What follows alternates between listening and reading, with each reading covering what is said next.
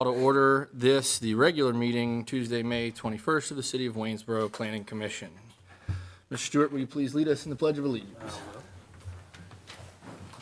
I pledge allegiance to the flag of the United States of America and to the republic for which it stands, one nation, under God, indivisible, with liberty and justice for all.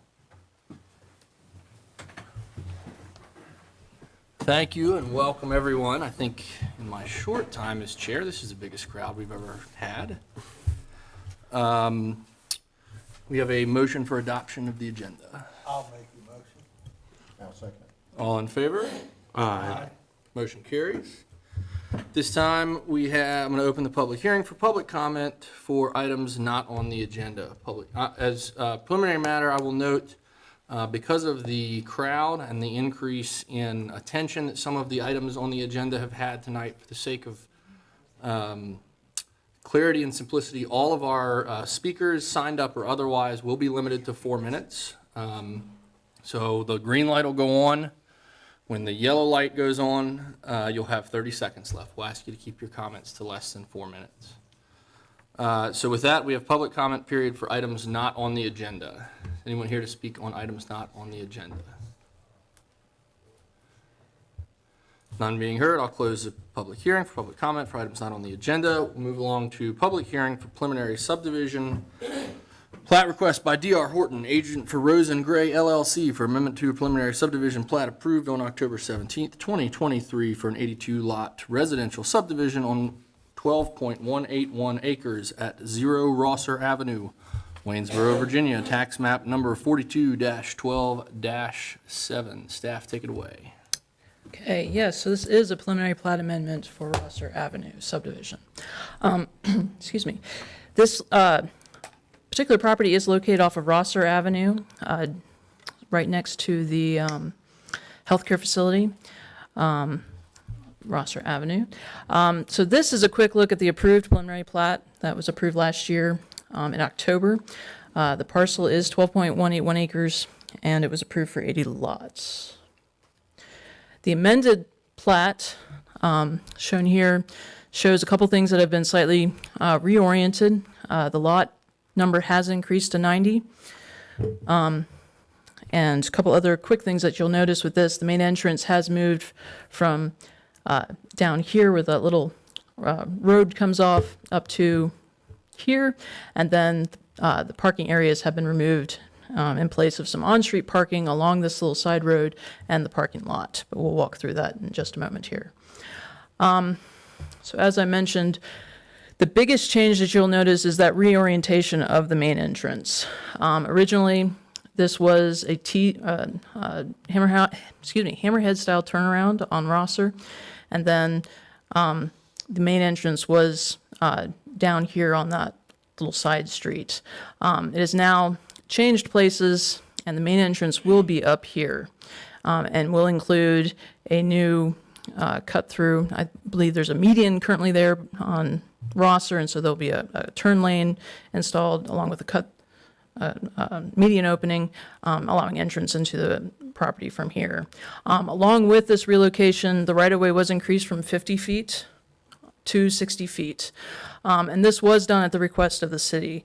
There is a future planned connector road that would connect Rosser Avenue with Lou DeWitt. And this will help lay the groundwork for that. I believe on the next slide, yeah, we have a concept of that was submitted as part of a Smart Scale application several years ago, I believe in 2016, that requested funding for this connector road. It wasn't granted at the time, but we've been slowly sort of laying the groundwork for it. Most notably, the right-of-way will be dedicated with the Creekwood subdivisions. You might remember that from a meeting a couple weeks ago, and then this would provide another step in that. Along with the other changes, there's an increase in units, and this was done in part because of that new townhouse parking requirement that was approved by council a couple weeks ago. Houses are now required to have 2.5 spaces per unit, and with the unit increase, that would be the neighborhood is now required to have 225 spaces total for those 90 units. And now the garage, if they have one, along with the driveway can both count towards that parking requirement. And because of this, the multiple parking areas were consolidated down into one, along with some on-street parking on Rose Lane, which allowed that increase in units. So here again is that preliminary plat that was approved last year with those parking areas sort of spaced throughout the development. And then this is the amended preliminary plat that shows the larger parking area along with some parallel spots along this side street right here. Otherwise, the property is zoned RG5, which is our general residential district.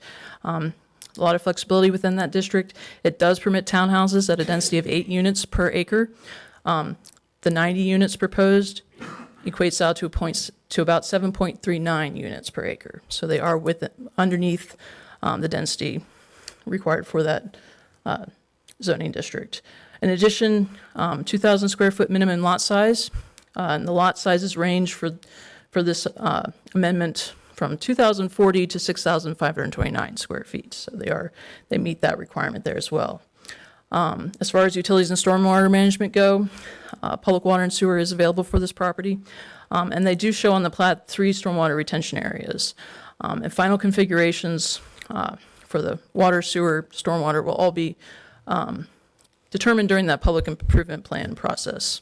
That'll happen next.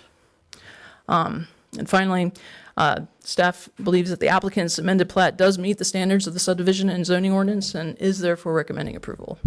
I'm happy to answer any questions, and the applicants are also here as well. Is the increase from 80 to 90 units, is that due solely to the change in the parking? That's a big change. I thought when we agreed to do that, it would be some increase in units, but this is like a 13% increase in the number of units going in. As long as they meet the requirements of the zoning ordinance, that minimum lot size, the density, they're well under the density, and they provide all the necessary parking. Okay. So this vote tonight has nothing to do with the number of units, because that's already a given with the reduction in the visiting parking spaces, right? I would assume. Yeah, that's correct. I'm having a hard time with the site plan. I just can't make it big enough on my computer. Does this include the construction of a sidewalk along? Yes, sidewalk will be provided on both sides of the street throughout the subdivision, including its frontage on Rosser. Yes. And then you're going to have to remind me, because I just have not committed the screen tree ordinance to memory, but will there be screen or fencing required between that parking lot and Rosser? I remember some discussion about whether or not you had to do that by parking lots, and there were some exceptions, and I just can't remember. So you're specifically talking about kind of their communal parking area that's down there off that side street? Yes, ma'am. So if I remember correctly, and Laura, our zoning administrator, can help me if I'm wrong, I think that parking area is considered in our ordinance where we would have, it used to say a Class C buffer, and I believe now it gives us the ability to do a Class B and have some flexibility there, but there would be some kind of plantings there, yes.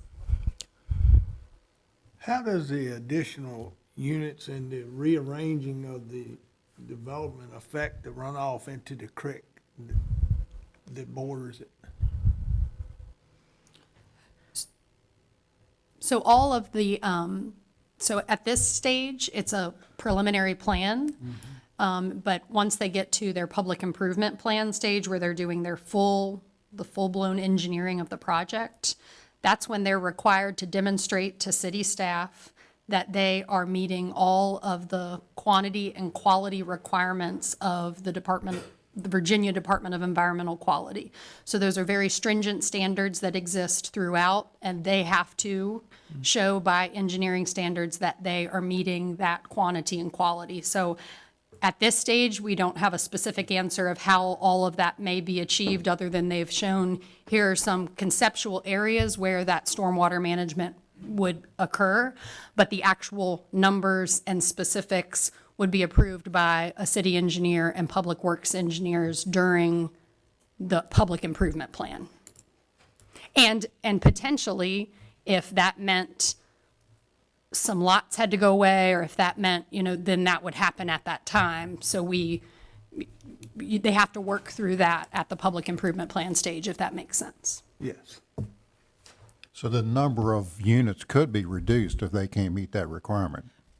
I only say that to essentially say that those requirements are the requirements, the stormwater requirements, and there's no wiggle room, like just because you have a plat that gives you a certain number of lots, if you have to meet stormwater requirements or you do not get an approved preliminary plan. I don't think it's often that lots get reduced because of that, but they're meeting the state environmental quality standards through that public improvement plan.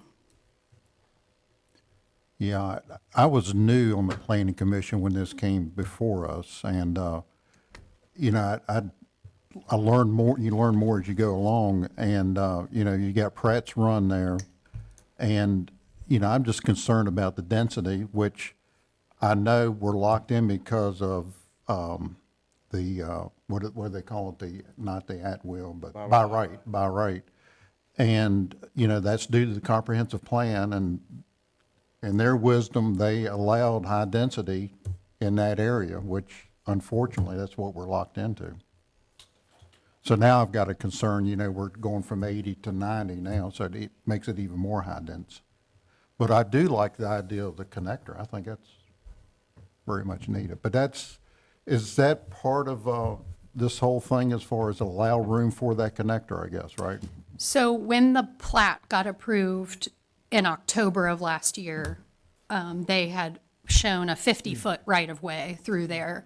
And at the time, staff identified, looked at it, okay, we're getting a portion of a connector, this is good. After revisiting those 2016 documents and realizing that ideally that right-of-way would need to be more like 60 foot if it's truly going to be a connector road and potentially have turn lanes, we did approach the applicant to ask, if they would be willing to revisit that. In addition, we had made some changes to our guest parking requirements and allowing the driveway to count. And so they came back and said, yeah, we can work a 60-foot right-of-way. And then based on the amended parking requirements, they were able to get 10 more units. Yeah. Refresh my memory, Leslie, I think back in October, we had talked about it. Had the school board looked at the increased student population for Westwood and so forth, and was okay with it? Allison, I don't know if you have any in this staff report, but so we regularly communicate with staff from the schools in giving them these requests and having them comment on to what their enrollment numbers look like. They have expressed that they don't have concerns about enrollment numbers. I can also provide to you all a recent report that came out from the Weldon Cooper Center at UVA that does school projections, and they've done a very comprehensive school projection report for the entire state of Virginia. And specifically, they have Waynesboro and all localities individually evaluated. And I guess based on people having less children, and I think COVID and a combination of things, public school populations are declining, and they're declining in Waynesboro and projected to decline in Waynesboro. So I don't have the specific, we do have specific enrollment numbers that they send us where it shows who's enrolled now, what the maximum class size is. So we can get you those, but they have not expressed concerns about development and classroom size. Now, in the amended plat, which takes out the hammerhead turnaround and the parking lots that were spread out through it, is the fire department comfortable with their engines in that being able to navigate that development now? In So- other words, where it's turning around the big trucks on a street that's got parking on it, is there room to do that? Yeah, Allison, I'll let you. They have not expressed any concern. The Rose Lane, I believe it is, has that 20-foot Okay. through path that they require when there's parking on street, and so it's wide enough to accommodate that. And they have not expressed any concerns when they reviewed the plat.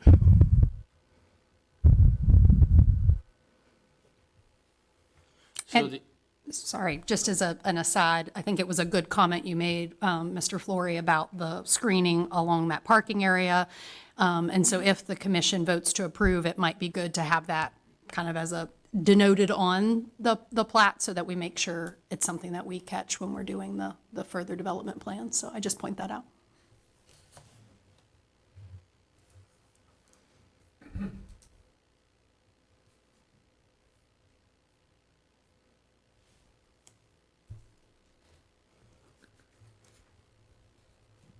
all right, any other questions for staff?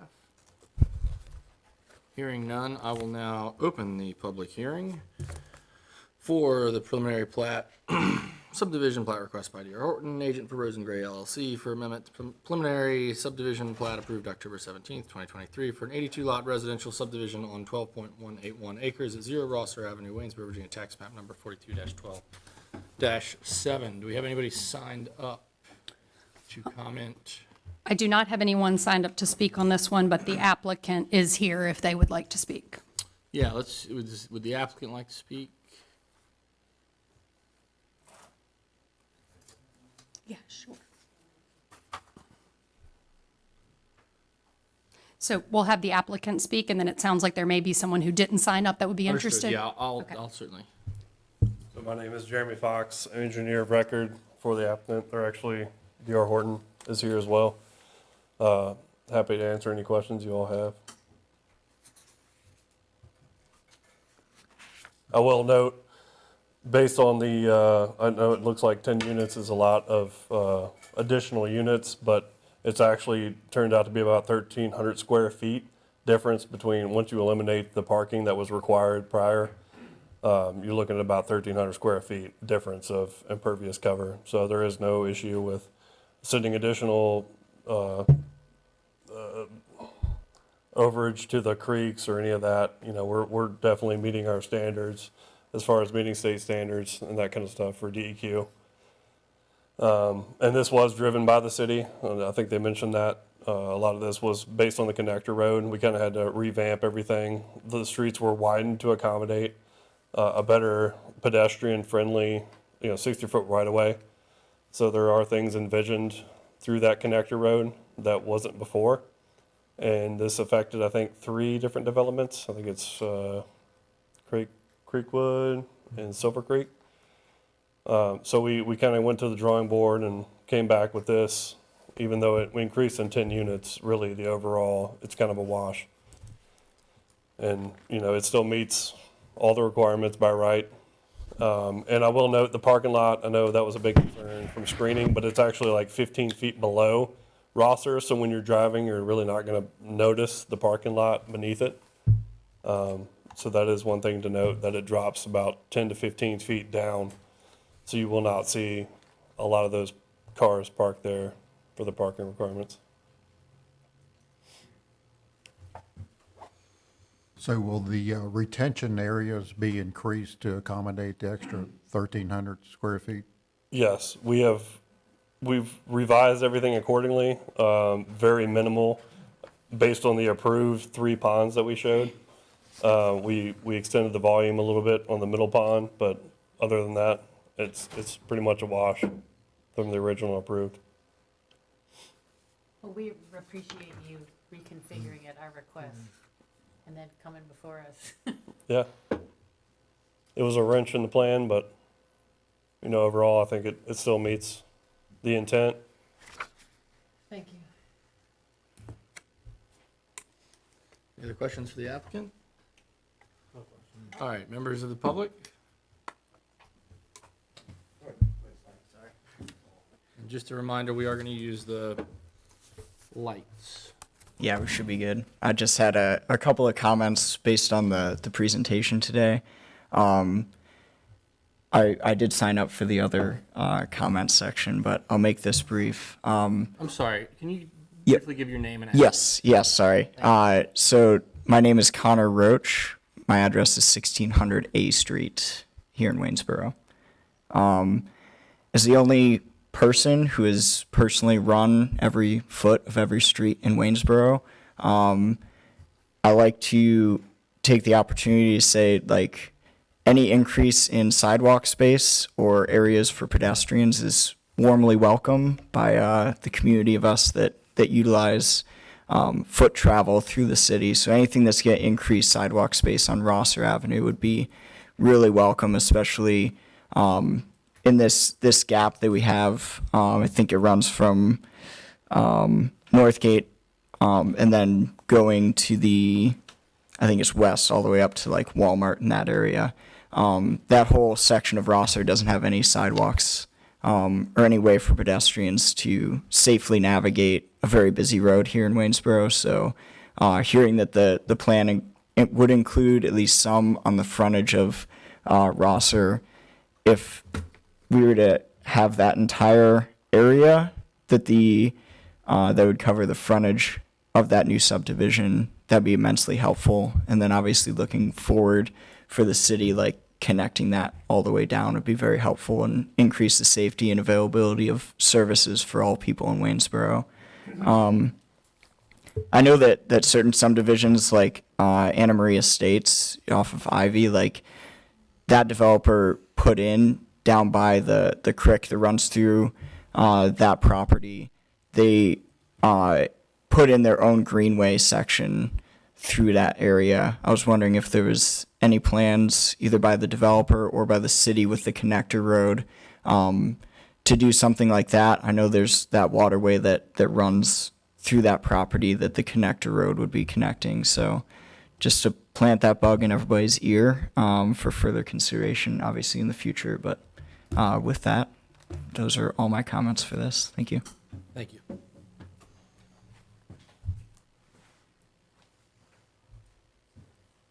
Hi, my name is Jesse Haber. I live on Duke Road. I also came to speak about the yellow development that's up on the agenda today, but this caught my eye. So particularly that parking lot. I think what I heard you guys saying was, the ordinance for parking rules has changed, and they're taking advantage of that by shoving 30 parking spots off on the corner of the development instead of where they were conveniently located. To fit in more townhouses. And I just want to point out that seems to me like they may be following the rules, the law that you passed, the ordinance, but then not the spirit or intent, as the other guy said. 30 parking spots off to the side does not serve that neighborhood. It serves maybe only a portion of it. That's all I had to say. Thank you. Thank you.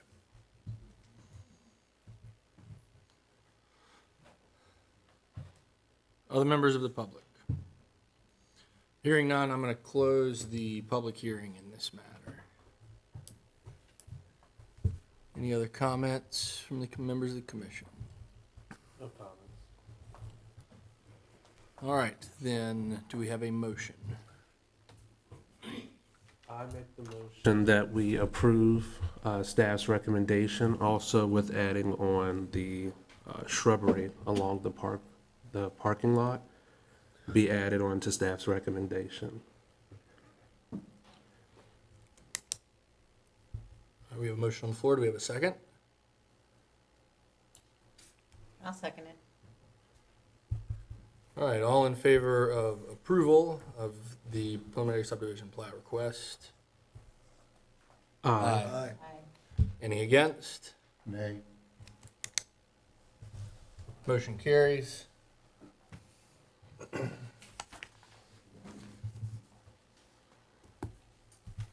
All right, and I didn't get a vote. I guess I didn't get a number on the vote. I guess we just have the one nay, so we Yep, don't need that. 6-1, yep. 6-1, okay.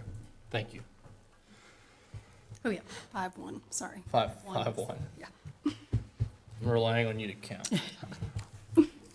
All right, next on the agenda, we have the public hearing for zoning map amendment request by Stockbridge Opco LLC, agent for the Sherry L. Smith Revocable Trust, owner, to rezone a property at 1390, 1400, and 0 Duke Road, Waynesboro, Virginia, tax map number 16-1-A, 16-1-B, 16-1-C, 16-1-D, and 15-1-E from RS12, single-family residential, large lot to PUD, planned unit development.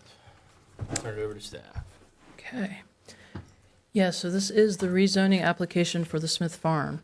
As you all probably know, this is located in the northeastern portion of the city, right along the Augusta County border. The property is about 147 acres and was formerly home to the Augusta County District Home. That was located just off of Duke Road right there. Quick look at some of the surrounding uses. You have some of the newer subdivisions off to the west here with Hannah's Ridge and Ivy Commons. You've got Claybrook and Evershire down here. To the south, you've got the Parkway Village community, the new Summit Towns subdivision, and then of course the Food Line Shopping Center. And then over here to the east, you've got some of the industrial areas along with Basic Park down to the south. Just to help orient us here. So go through a little background for the property. It was intended to be a gift to the city for use as a park for passive recreation and also conservation land. The general area was identified on the Comprehensive Plan's 2008 land use map as a location for a future public park.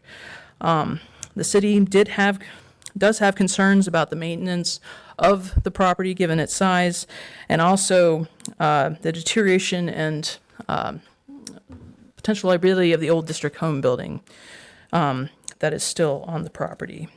In 2022, 2023 time range, the stream that flows through the property underwent restoration work, and as part of that, a conservation easement was placed on it.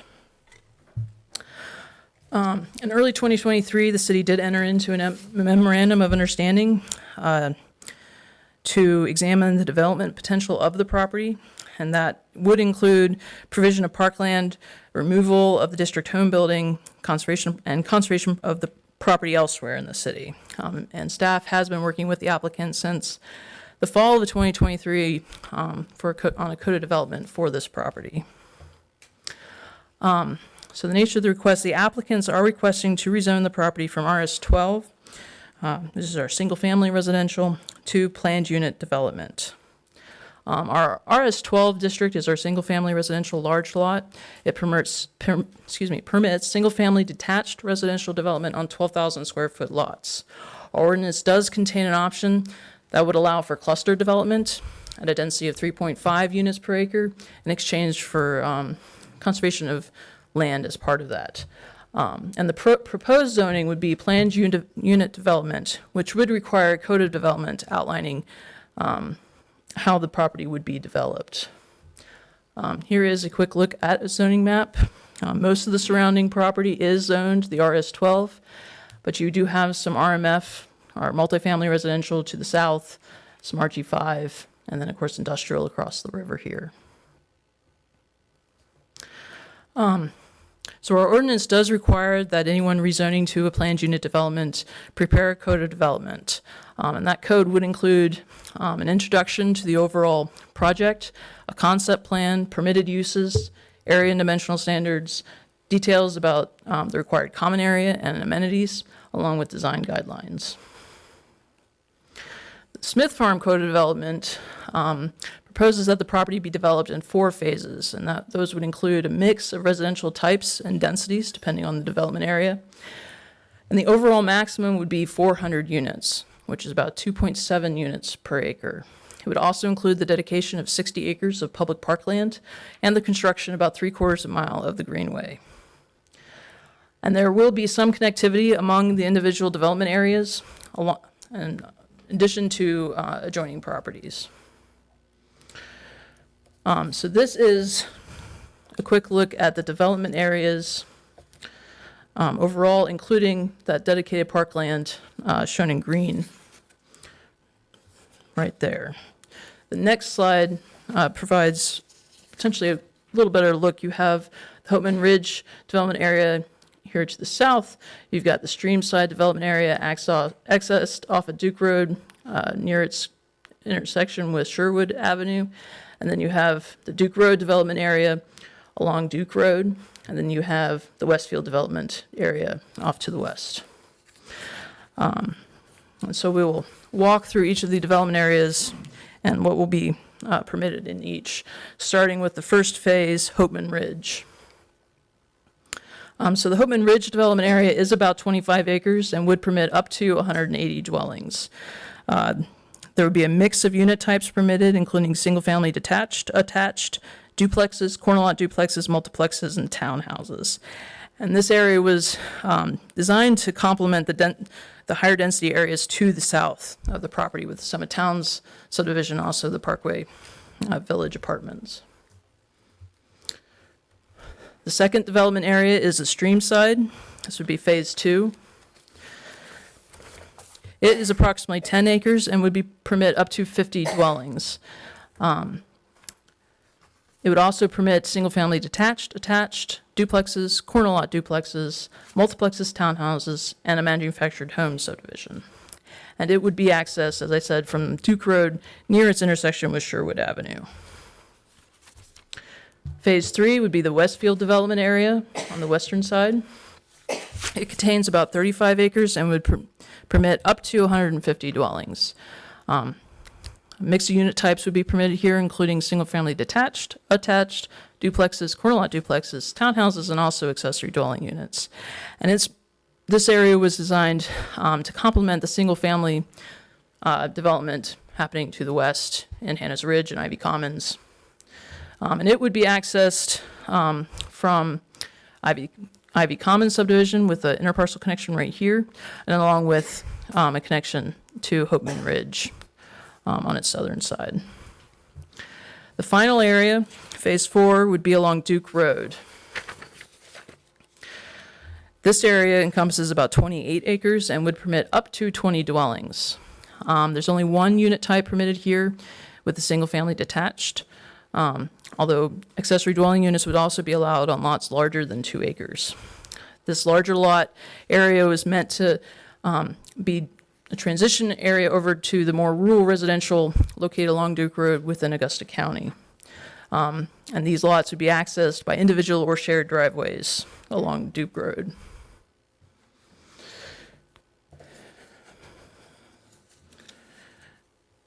So our ordinance requires us to examine a couple different aspects of this when we're considering rezoning. The first, I'll walk through them all here, but the first is consistency with the comprehensive plan. So the comprehensive land use map from 2008 designates the property as low-density residential, which is about 3 to 4 units per acre, according to our comp plan. It does show the general location as a future public park. It also shows a section of the greenway traversing the property. The applicant's code of development proposes a maximum of 400 units, and this would be about 2.75 units per acre. If you were to develop this property under its current zoning by right, without taking into account public infrastructure, it could result in approximately 463 acres.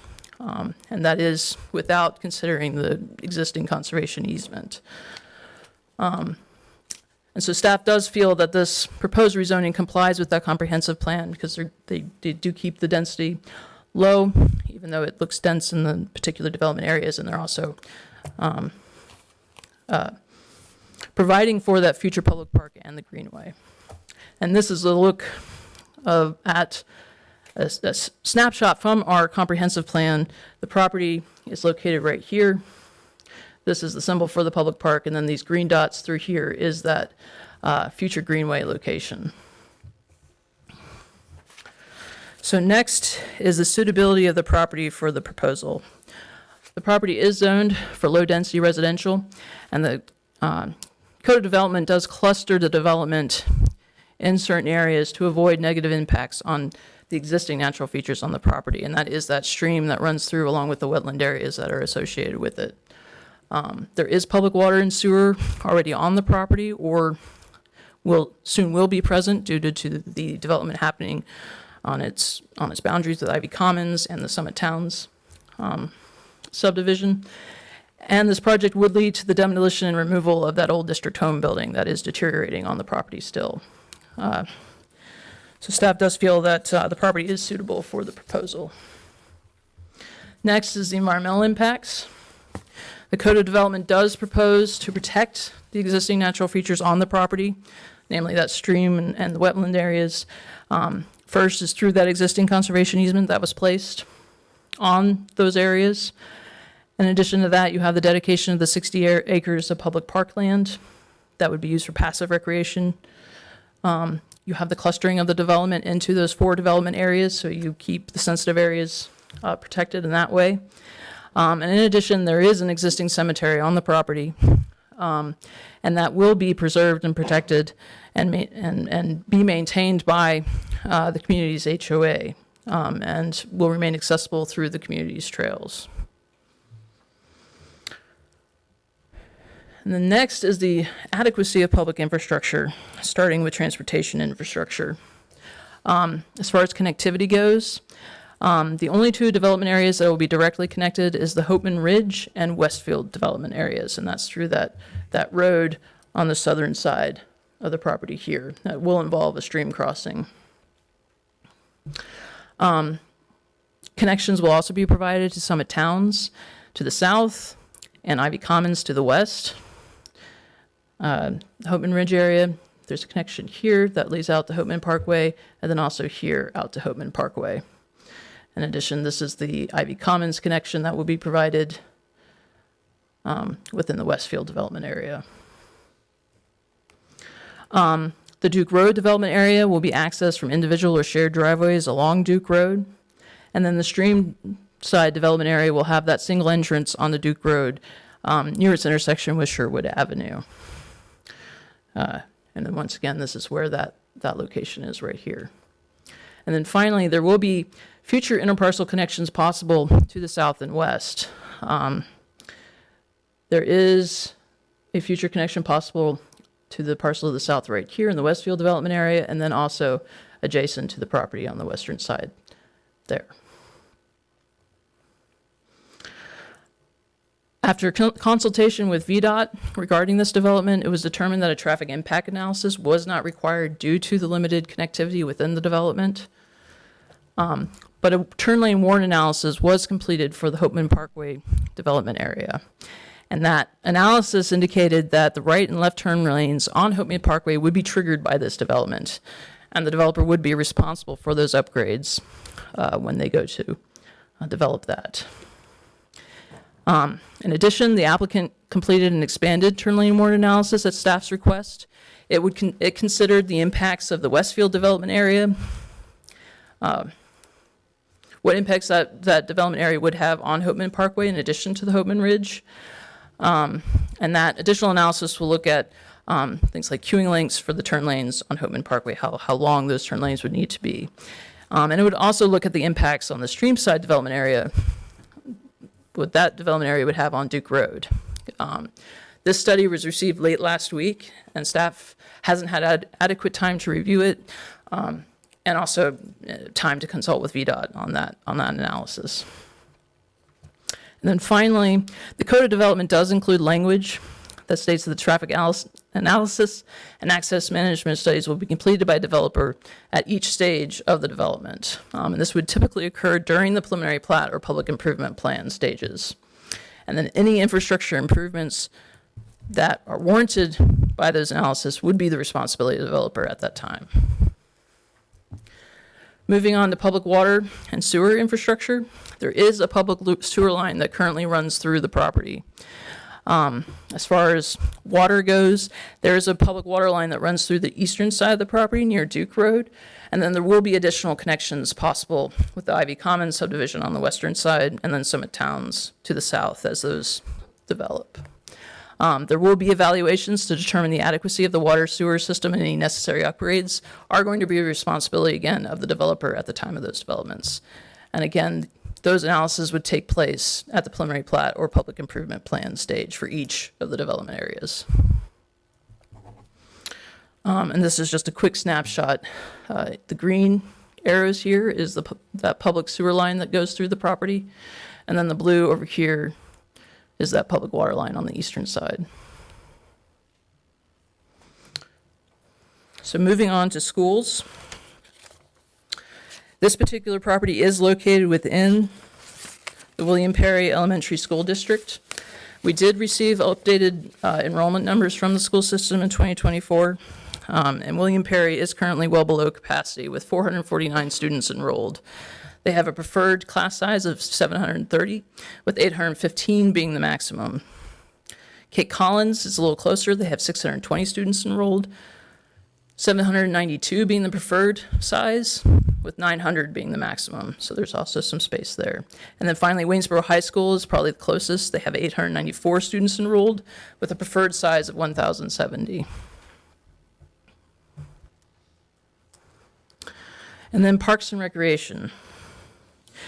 So planned units developments are required to have 20% of their area be common area. In this case, that would be about 28 acres. Of that, 60% of it must be contiguous, 17 acres in this case. And then 25% of the overall common area must be improved in some way, and that would be about 7 acres. To meet these requirements, the co-development proposes a mix of improvements scattered throughout the development, and they include the playground or tot lot, picnic areas, community gardens, mini parks, greens, community trails, and then also the Greenway Trail. In total, they add up to about 8.48 acres. And in addition to that, they will be dedicating that 60 acres of public parkland. Here is a look of that concept plan with the legend. I'm not sure if you can read the numbers, but in red here is the community trail system that goes through the property. You have the Greenway Trail shown in green here, going through with the trailhead right there. And then you have other amenities sort of scattered through mini parks. You have picnic areas scattered through the development. So regarding that 60 acres of public parkland, based on feedback from the work session that was held in April, it would be dedicated now after the completion of the Hopeman Ridge development area, but prior to the issuance of the final certificate of occupancy for the Streamside or Westfield development areas, whichever one of those happens to be built out first. It would be used as a passive recreation park, similar to Coiner Springs with its mowed paths and bush hogged once or twice a year. Staff consulted with the Parks and Rec Department to see if they had any concerns. And they don't have any concerns about the long-term maintenance for a park of this type. Staff does believe that this park would be a significant benefit to this area of the city. You've got several new and planned subdivisions coming in, being built, recently completed. They all have sidewalk networks that will be connected.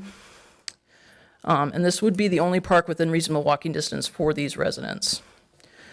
So we believe that they would see great use from the people that would be living in this area of the city now and in the future. In addition, the Greenway Trail, the 2018 comprehensive plan called out the trail system as a priority quality of life project, and that the city should plan to design and plan for a citywide circumventual trails system, enabling every resident to be a short walk from a trailhead. And this project does go a long way in this regard with that about 3/4 of a mile of greenway that will be accessible from many neighborhoods coming into that area of the city. And then there are a couple criteria that should be analyzed specifically in regards to plan unit developments.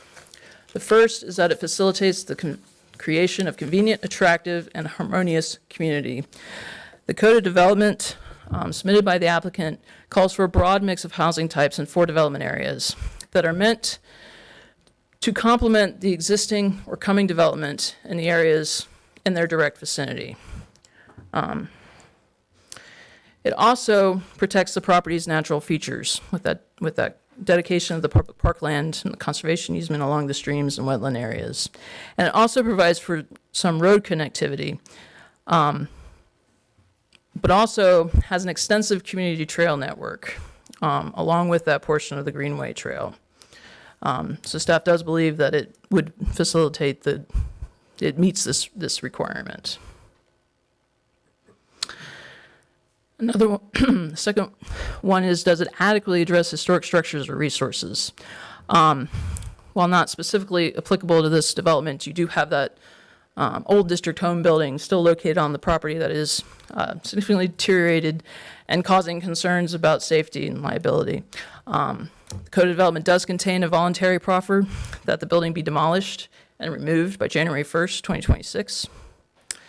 In addition, it does also have that cemetery that's located at the end of the Streamside development area, sort of right here. And it will also be conserved and protected. There's language in the Code of Development calling that out. And it will be maintained by the community's HOA and be accessible from the community trail system. And then lastly, does it promote the creation and preservation of affordable housing suitable for meeting the current and future needs?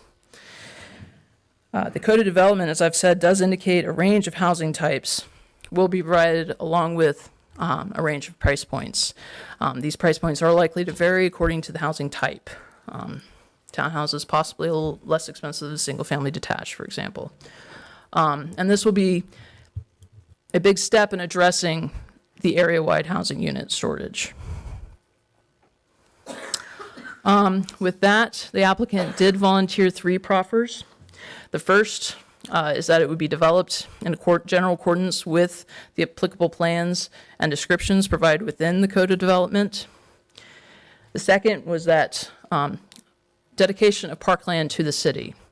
And it, as I said, it was revised from the work session and now would be after the completion of the Hopeman Ridge development area, but prior to the issuance of the CO for the final unit of the Westfield or Streamside development areas, whichever phase is built out first.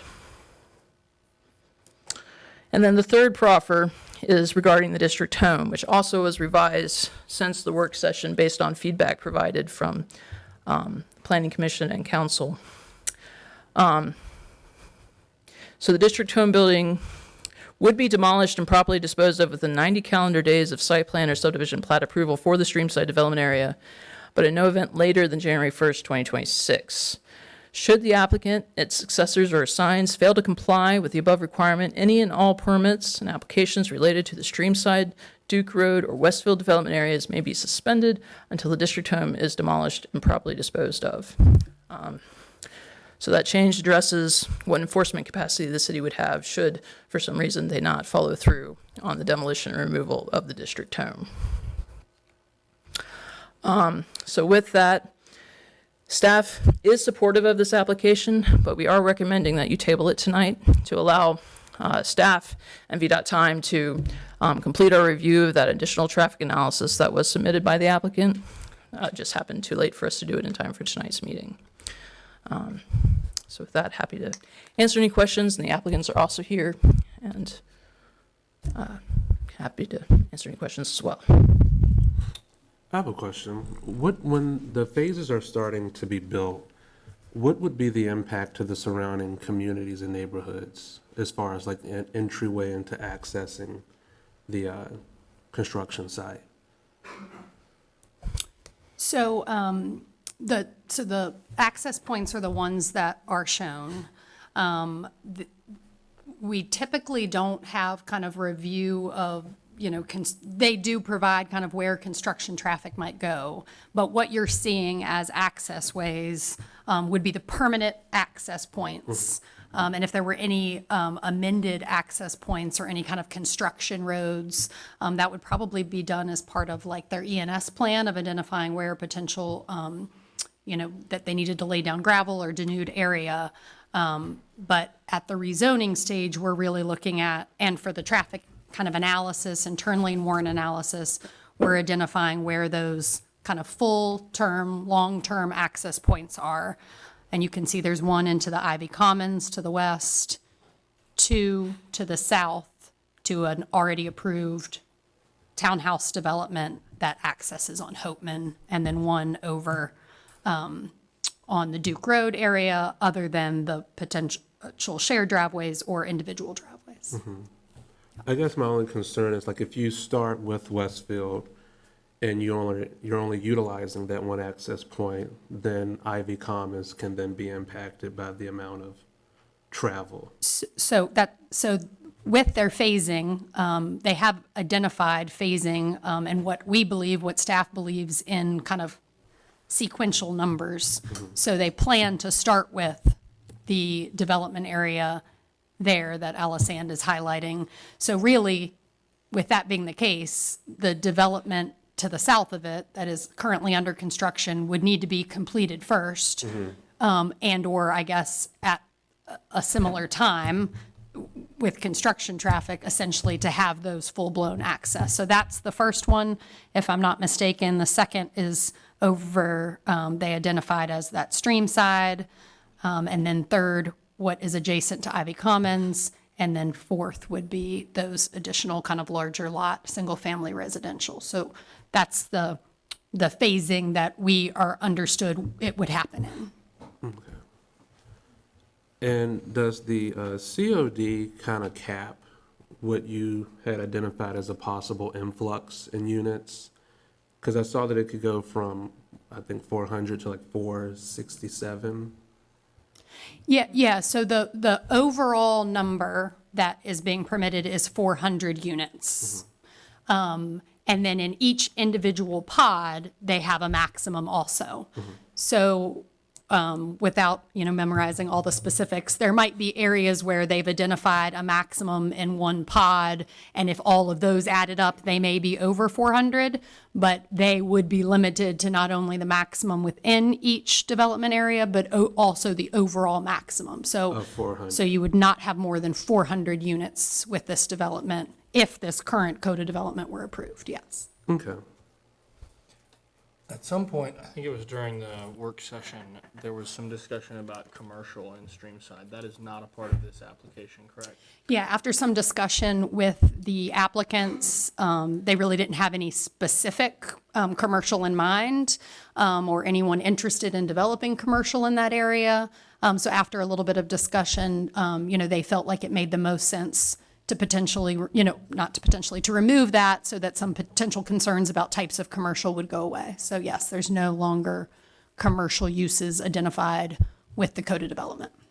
I have not looked at the sidewalk ordinance, other than to be clear, about where sidewalks need to go in, but technically wouldn't our sidewalk ordinance require the construction of sidewalks on Duke Road for this development?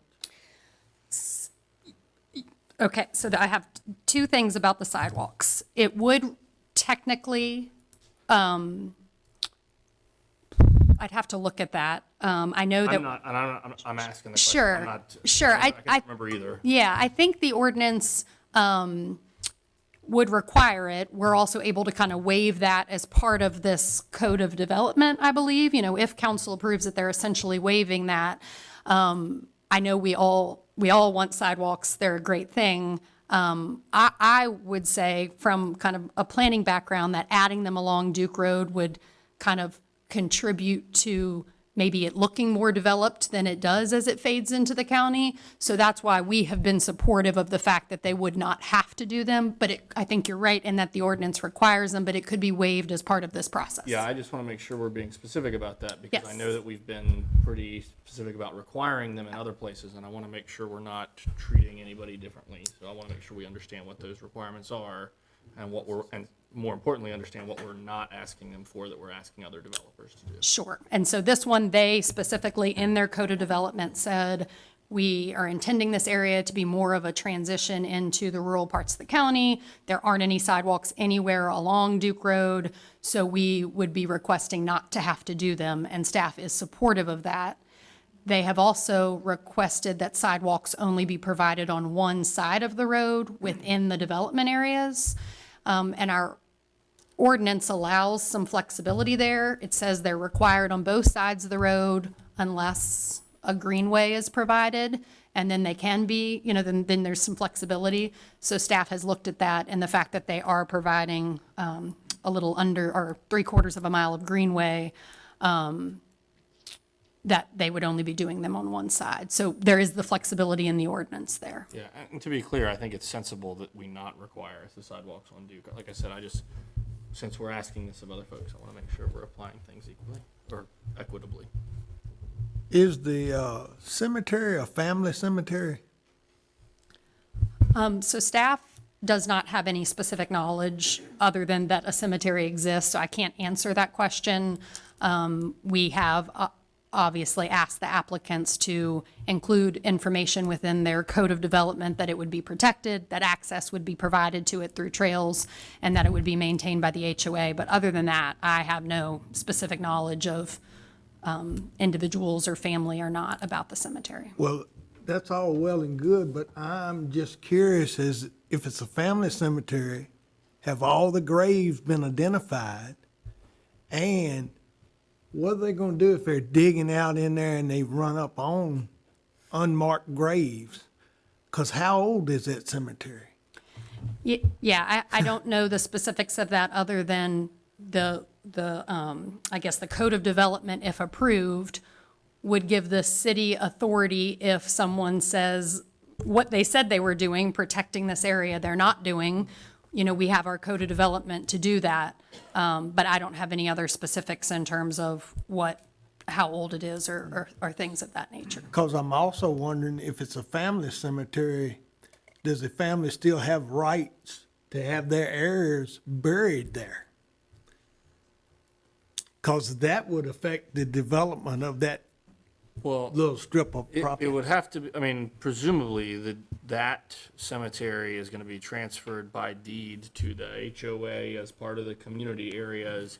So absent some encumbrance, something in the deed language that gave them some lifelong right to do that, there would be no claim of, you're talking about a pretty complicated legal issue that would, Yes, be on the developer to have to figure out. Yes, I am, because I looked at a piece of property one time that had a family cemetery on there, and there was a clause in the deed. The deed went way back to the 1800s, that all heirs to this family had rights to be buried in the family cemetery if they so choose, and land had to be allotted for those burials.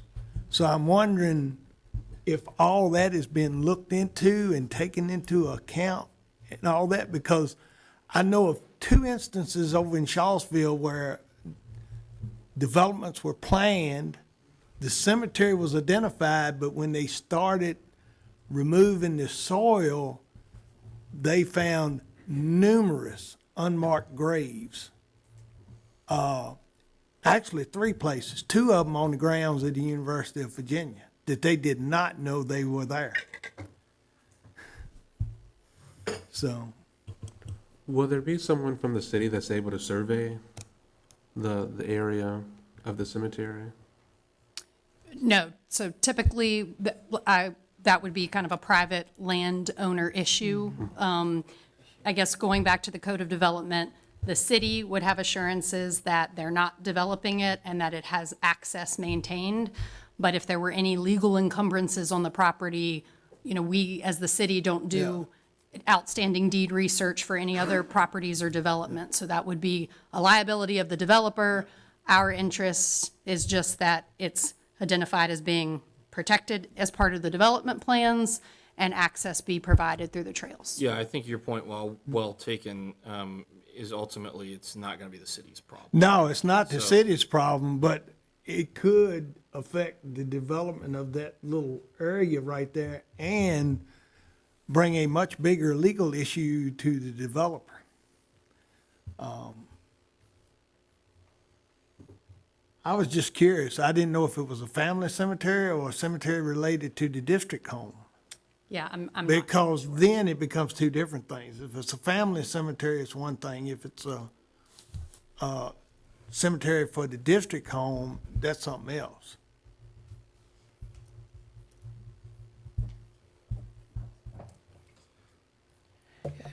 And the applicant says that they can respond to some of those questions when they come up okay. to speak. You talked briefly about the playgrounds and those areas accessible from the trails. Are those all going to be maintained by HOA?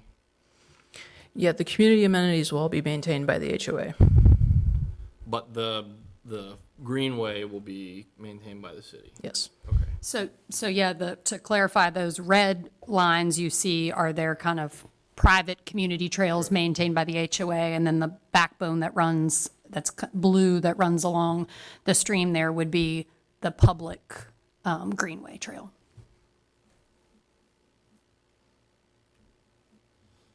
What's going to happen with the little piece on the other side of the road? I'm just curious. That's to be included as part of the parkland. I have a question regarding traffic studies, and I brought this up in the work session. My wife and I live on Sherwood, and when we approach Hoban Parkway now, you have that curve to the left, and you have bridge abutments to the right of the bridge crossing the South River. So we approach it as a team. I trust her to call out any traffic from the right, and I'm looking at the left, and we work it out. Sometimes there's no trouble at all, but sometimes you wait and you wait. So you have this development of 400 homes coming in here, and then you have the other developments up Hopeman that are planned or being constructed now. A lot of that traffic's probably going to be heading to 340 to catch 64 to go over the mountain to go to Charlottesville. Is that included in the traffic study as far as where Sherwood and Rockfish Road cross Hopeman? I assume it is. We just received that additional traffic analysis at the very end of last week, and I know they did do a much more expanded traffic analysis. The one that they had done prior to your work session just covered that Hopeman area, the Hopeman Ridge area, noting that turn lanes were needed there, but they have since done several other turn lane analysis. I'd prefer not to comment on it just because other than briefly looking at it, we've had not enough time to dig into it. But I have sent it to VDOT, have requested a meeting with VDOT, and we will actively be working on getting all of that information for you, prior to you making a decision. And that's why we've recommended tabling it for some more of those specifics. Okay. You're suggesting, though, that we hold the public comment period tonight and then vote to table it for an addition, or do you want to? Yes, staff's understanding, we have advertised the public hearing, we would hold the public hearing this evening, and then our recommendation would be to table the request. Likely it would be to your next meeting. There's somewhat a bit up in the air of, meeting with VDOT and getting some discussions had. But yes, the thought would be to hold the public hearing, and then at our recommendation for some additional traffic analysis, to table the request. So if, this is just a procedural question, if we table the request and it's going to be to the next meeting, people can look up the agenda online and citizens are still welcome to comment at that meeting? So, I don't know how that works. yeah, so I think, That's going to be my next question. I want to yeah. make sure we got this right. sure. I just want to make sure nobody feels like they're being cheated by Sure. tabling this. Sure. So I think, like all requests, you would open the public hearing. I think the cleanest thing to do is then close the public hearing. If you table the request till a certain time, like next month's meeting, then unless we were advised by our legal counsel to hold another public hearing, we wouldn't. But there's always public comment for items not on the agenda. I guess it is an item on the agenda, but there's certainly, the ability, I guess, for people to continue to send letters or emails or correspondence. But my thought would be to open and close the public hearing this evening, and unless there was some direction from our legal counsel, like some alarming information about the traffic analysis that felt like we needed to have another public hearing, then I don't think we would. So I don't have it's not completely definitive because sometimes those things are in flux, but that is what I believe would happen. Okay. Any more questions for staff? Yeah, and this might be more for the applicant. As far as affordable housing, that's a very subjective and term, you know. Does what kind of number are they putting on the particular units that they're designating as that being affordable? And any idea on that? That would be better Okay. question for the applicant. what I I'm thought. not aware. Okay. Anything else? All right, thank you. Before I open the public hearing, I think what I'd like to do is hear from the applicant first, and then we'll call the names of the folks that have signed up, and then once we're done with that, anybody else who wishes to speak will like to speak. So with that, I am going to open the public hearing and comment period for zoning map amendment request by Stockbridge Opco LLC, agent for Sherry L. Smith, revocable trust owner to rezone property as listed in the agenda from RS 12 single family residential to PUD planned unit development. I'd ask the applicant to step forward, please. Good evening, Commissioners, Councilmen. My name's Aaron Revere, and I'm the applicant for the project, along with my colleague Keith Whipple here. So thank you guys for your time and the discussions tonight. I'll keep this brief because staff has done a very thorough job kind of going through the whole application, but there was a couple points I wanted to take a second to reiterate, and thank staff for doing such a good job there on it. As Allison said, you know, we started working with city staff on this project back in 2023 with the intent to balance conservation and economic development on this property. And I think we've done a pretty good job of doing that, and hopefully y'all agree with that.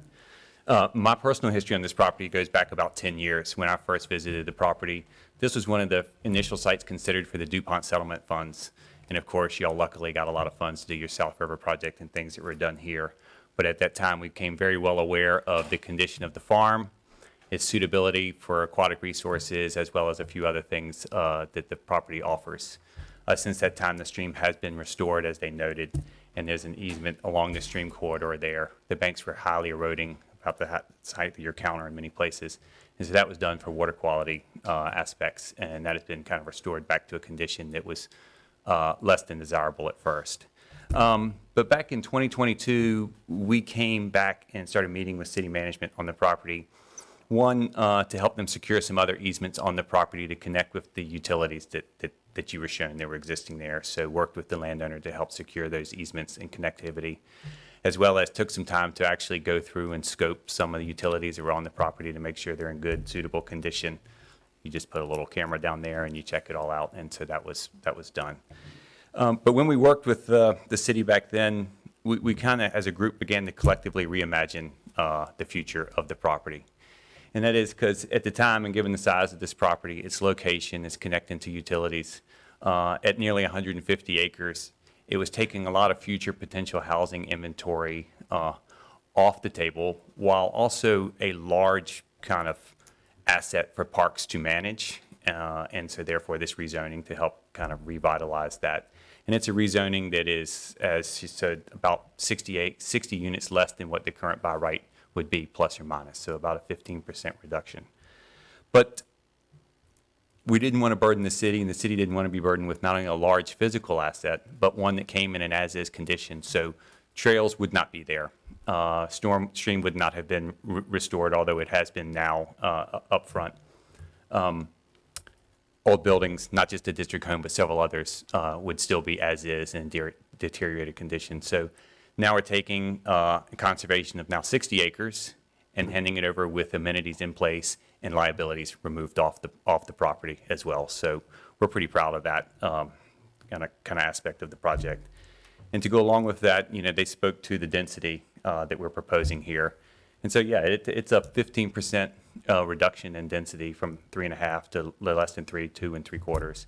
And it's clustered, as you can see, while still maintaining over 40% of the farm in open space and parkland on it. So with that, we do believe it gives a variety of housing types to start getting to some of that affordability question.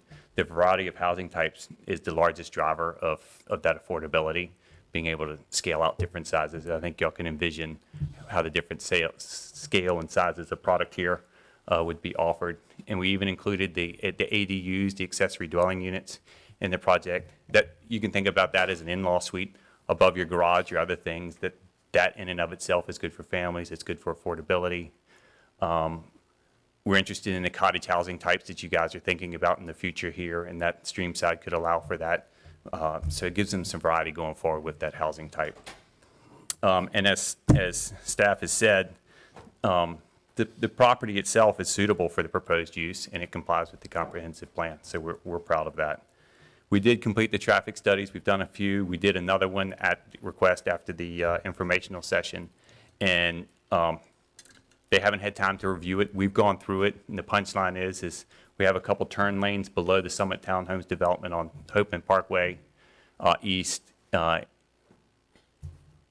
eastbound left-hand turn lanes, so heading this way east, and then some deceleration lanes going the other way on both of those areas. So other than that, it was pretty straightforward, and I think those were kind of anticipated anyway. But going forward, we're going to work with staff, we're going to work with city, we're going to work with their engineers on any egress, ingress, and capacity issues as we go along with each phases. But the data is there. We did look at that intersection that you were asking about there as well. So that's in their report, and they'll be able to go through it and better answer that question directly. But they just haven't had a chance to do that yet. And then, last and not least, I just wanted to reiterate some of the public benefit here that I've touched on already and they've touched on. But not only can we provide the housing type and economic development and housing variety here, but 40% of the farm is staying in conservation, and you're getting improved amenities that go with it. The Greenway Corridor, passive conservation, and then the frontage on the South River there. We haven't programmed that lot over there on the South River. It's 7 acres. That's at the very bottom end of where kind of the DuPont hot areas were. So it might touch a piece of it, it might not. And I know you guys have some property or a boat landing across the way there, but that property will be available for any number of uses depending on how everything kind of develops. They mentioned too, it was kind of upfront and maybe it went past, he missed, but when we worked on this MOU, there was also part of, we're taking some portion of this property out of conservation to enable an economic development since utilities and all are here. Where else in the city can we put some more land back in conservation? So that's part of the MOU, and the city is looking to put another piece of property owned by the city into conservation on that, and staff can kind of speak to that and where it is, but it's a kind of a like-kind exchange, maybe elsewhere that's better suited for long-term conservation that has mature forests and things like that on it. But they can speak a little more detail to that at the right time. Removal of the district home, it's a mess. It's a liability. We saw on Facebook a couple months ago, people were in there looking around in it. It's like, get out of there. It's not a safe place to be. So we'll remove it and have it properly disposed of and everything. So, and that's no small task. It's a giant building. It's over 40,000 square feet. So we'll take care of that, and we're conditioned on doing that. And we've got time frames in which to do it and commitments to do it. And y'all have got controls over us to make sure we or anyone else has to do it. So, and then we spoke to, so outside of the green space within the development itself, so all the areas Allison parked out, community gardens, playgrounds, picnic areas, mini parks, greens, just these internal connections for future generations, future residents on it. And, with that, I can answer it. I'll try to answer the questions that you may have, but thank you for your consideration. And my colleague Keith is also here in case there's things that I can't think over in my head. He can usually backfill me on it pretty well. So with that, I'll stop and see what else may be of concern to you. Besides, I know the cemetery. Let me go ahead and hit that. Now, I see you. So the cemetery is a district home cemetery. There are old deeds, records, plats. We've had Alta surveys. We know where the limits of the cemetery are. There probably are in the center of it some unmarked graves. We'll delineate the outside of it with 4 posts and no land disturbance in it for all the reasons that you've cited. And there'll be access to it. And nicely, there's a plaque that has never been put out there that we have ready to go put on there that kind of speaks to who is there, who they think is there, that kind of history. So I hope that answers your questions on that. But yeah, well aware of it, and it was a red flag for us too. Yeah.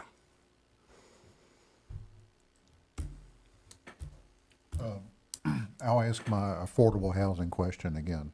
Yes, sir. Any numbers We haven't put any numbers on anything. All we know is that working with staff, like one of the things was, since we have so many other trails through the project, to allowing us to do a single-sided sidewalk through there. I grew up in a neighborhood that was sidewalk on one side down in Suffolk, Virginia, and it was wonderful.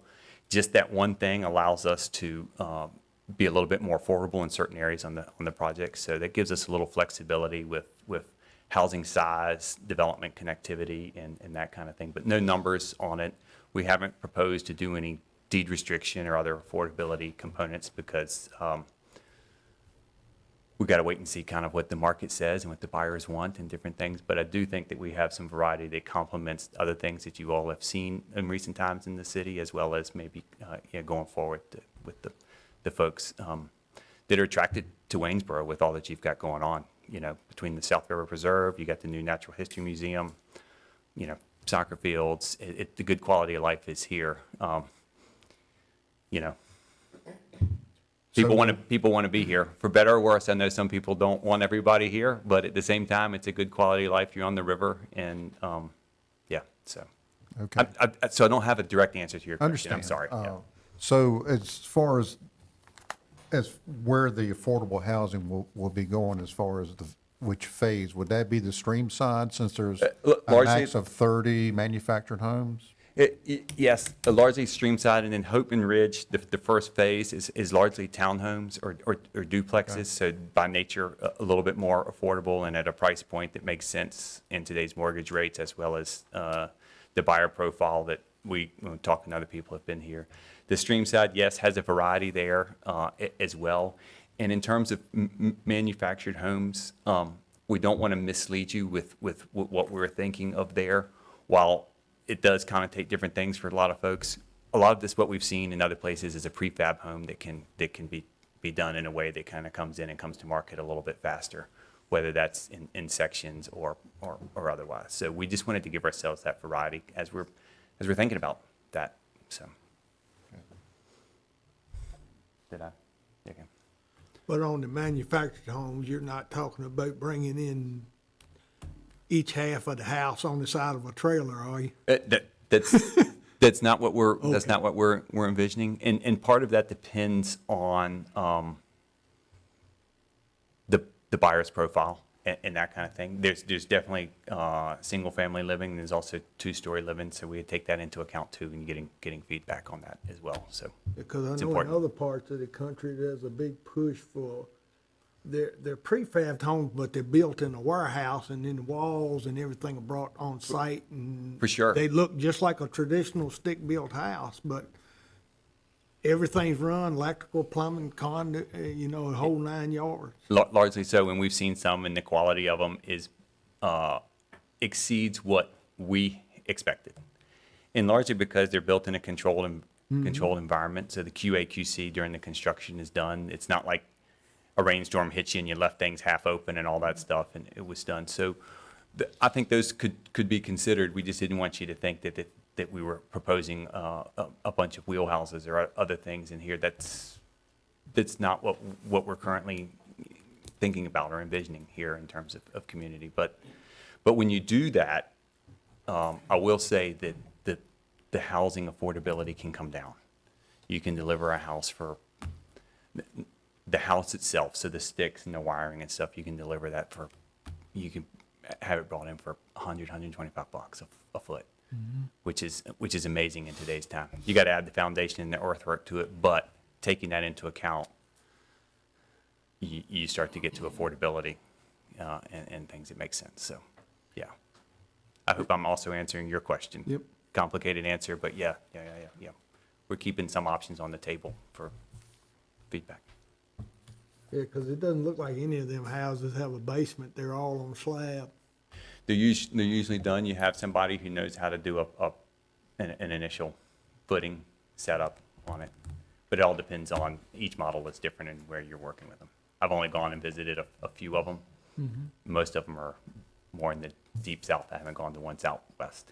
They could be different for wind and snow load capacities out there than what we typically see here. Yeah. Are you envisioning 3 separate HOAs here or one HOA for the entire community, the entire development? We haven't decided. We haven't decided. Even if it's one HOA, we'd probably have 3 separate little elements because the maintenance in each one may be a little bit different. But yeah, that's up in the air to see what's going to be the most simple and most dependable. That's going to be a factor for affordability too. That's For sure. Yeah. wheelhouses might be the nicest way I've ever heard mobile homes described. Credit to you. That's a great way. Yeah. With no disrespect to mobile homes. No.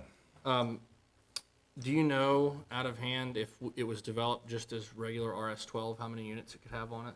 I think the ballpark estimate was about 463.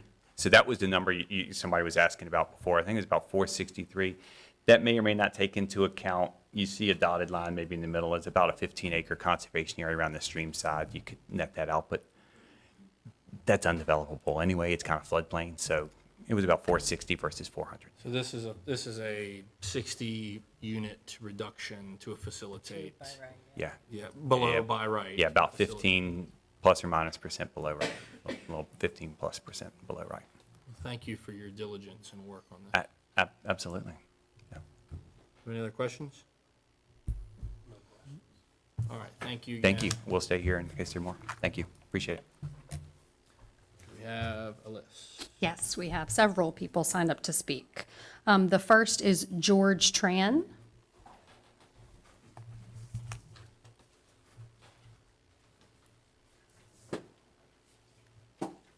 And just as a reminder, please state your address when you are called to the podium. Good evening. Planning commissioners, city council members, and staff, you did a tremendous job. My name is Dr. George Tran, 1800 Duke Road, Waynesboro. That's a great bird's eye view. I wish we could see a 3D model. That'd be nice. I'm going to offer tonight a ground level perspective, okay, from someone who lives here. So I used to live near a tremendous part of the country in Montana, near Yellowstone. And I bring up Yellowstone because it's the northern part of Wyoming. And it was advocated to be a national park even before Wyoming became a state. So in 1872, Ferdinand Hayden, who's an American geologist, was able to convince Congress to set aside Yellowstone as a national park instead of offering it up for public auction. Anyway, he said that this area should be set aside as a, quote, pleasure ground for the benefit and enjoyment of the people, but he warned that there are those who would come and make merchandise of these beautiful specimens. Now, we've had land use legislation in Virginia for about 50 years with similar intentions, quote, preserve agricultural, horticulture, forest, and or open space lands with explicit purpose that the public would benefit from its preservation. So I'm going to argue for preservation tonight. Bring it closer. I think this is a marvelous area, and I think that every resident in Waynesboro should have a chance to see it on foot, on the ground, in the middle of it, to know what I'm talking about. It's called the Smith Farm, but many here have told me that it's called the district home property. That's how I've come to know it. So back in 2016, my wife and I bought an old farmhouse from Miss Sherry Smith, old, that's in 1903 old, and we bought it as is, meaning it took a lot of work. It took a lot of work and money to fix it up. We kept a lot of the country charm. We also add a lot of modern amenities, and we love it. It was well worth it. So we hired a lot of people, and from every one of those mechanics, vendors, contractors, renovators, we heard the same first impression. What a beautiful view. You see, from where we sit, we see the Smith property as rolling hills up to the foot of the Blue Ridge. And I have a picture here that I'll share with you if you want. And where we sit, it looks like it comes right up to the foot of the Blue Ridge. And you can't see Hopeman Parkway, you can't see the construction, and even at nighttime, you can see very little of Waynesboro, even when the lights are on. What you can see is the beautiful Skyline Drive, a national, if not Virginia, treasure. Now, we've lived in a lot of beautiful places in this country, like I said, in Montana, near Yellowstone, in the middle of the Smoky Mountain, North Carolina, on the Sandy River Reservoir in Southern Virginia. But I think here in the valley, in Waynesboro, we've come closest to a place almost like paradise. It's serene, peaceful, quiet. It's beautiful with the changing of the seasons, the clouds rolling over the top of the mountains. It's just absolutely beautiful. So I think that we can say that we've enjoyed living here, and we enjoy it also for the balance of being close to family, friends, and modern amenities like restaurants, shopping, and recreation. Now, seeing this property from a distance is one thing, but you've got to experience being in the middle of it. So one day, I got permission from Ms. Smith to look for a lost dog on this land, okay? I found the dog, but I found myself lost in among the rolling hills and is my time out? No. Rolling hills and, I'm sorry, I see you blinking like. I apologize, but that is the end of your time. Really? Okay. Yeah, we have, So sorry. I have to That make was sure 4 everybody minutes? gets heard tonight. And if I let everybody go all night, we would not get all heard with all respect to what you have to say. And I hear what you have to say, but we've got to cut people off at 4 minutes. Okay. I apologize. Well, I hope you have a chance to see it. The next person, I'm not sure of the last name, but the next person we have signed up to speak is a Judy on 112 Rockfish Road.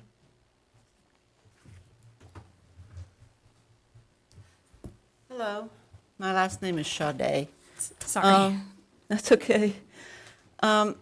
We live on the corner of Rockfish and Duke, right almost across from the entrance to the high-density development at Creekside.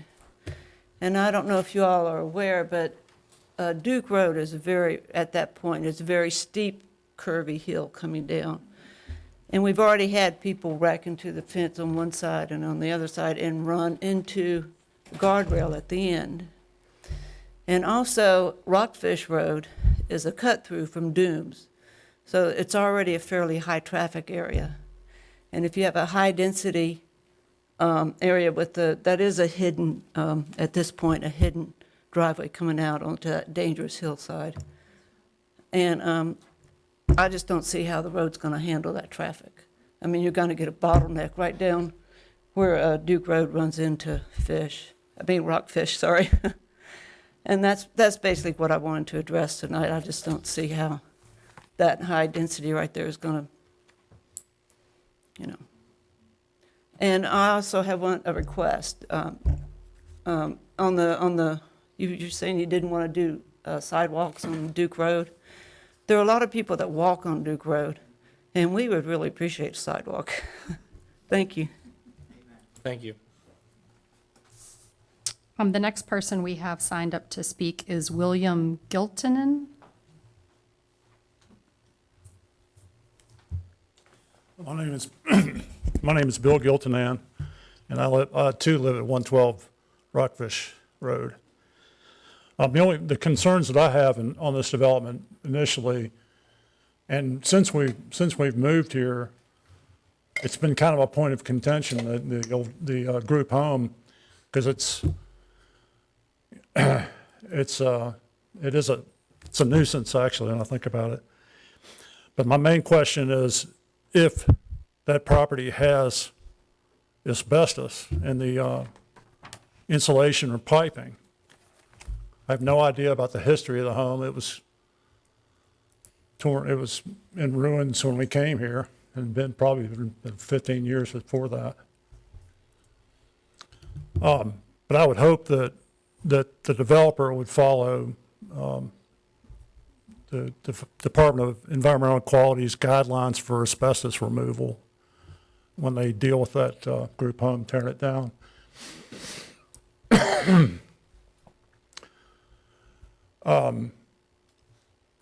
The other point my wife has already made, basically, it's a matter of traffic. We have a barn that's right on the corner, so the intersection is basically blind. And it is somewhat worrisome that you would add that much traffic there, but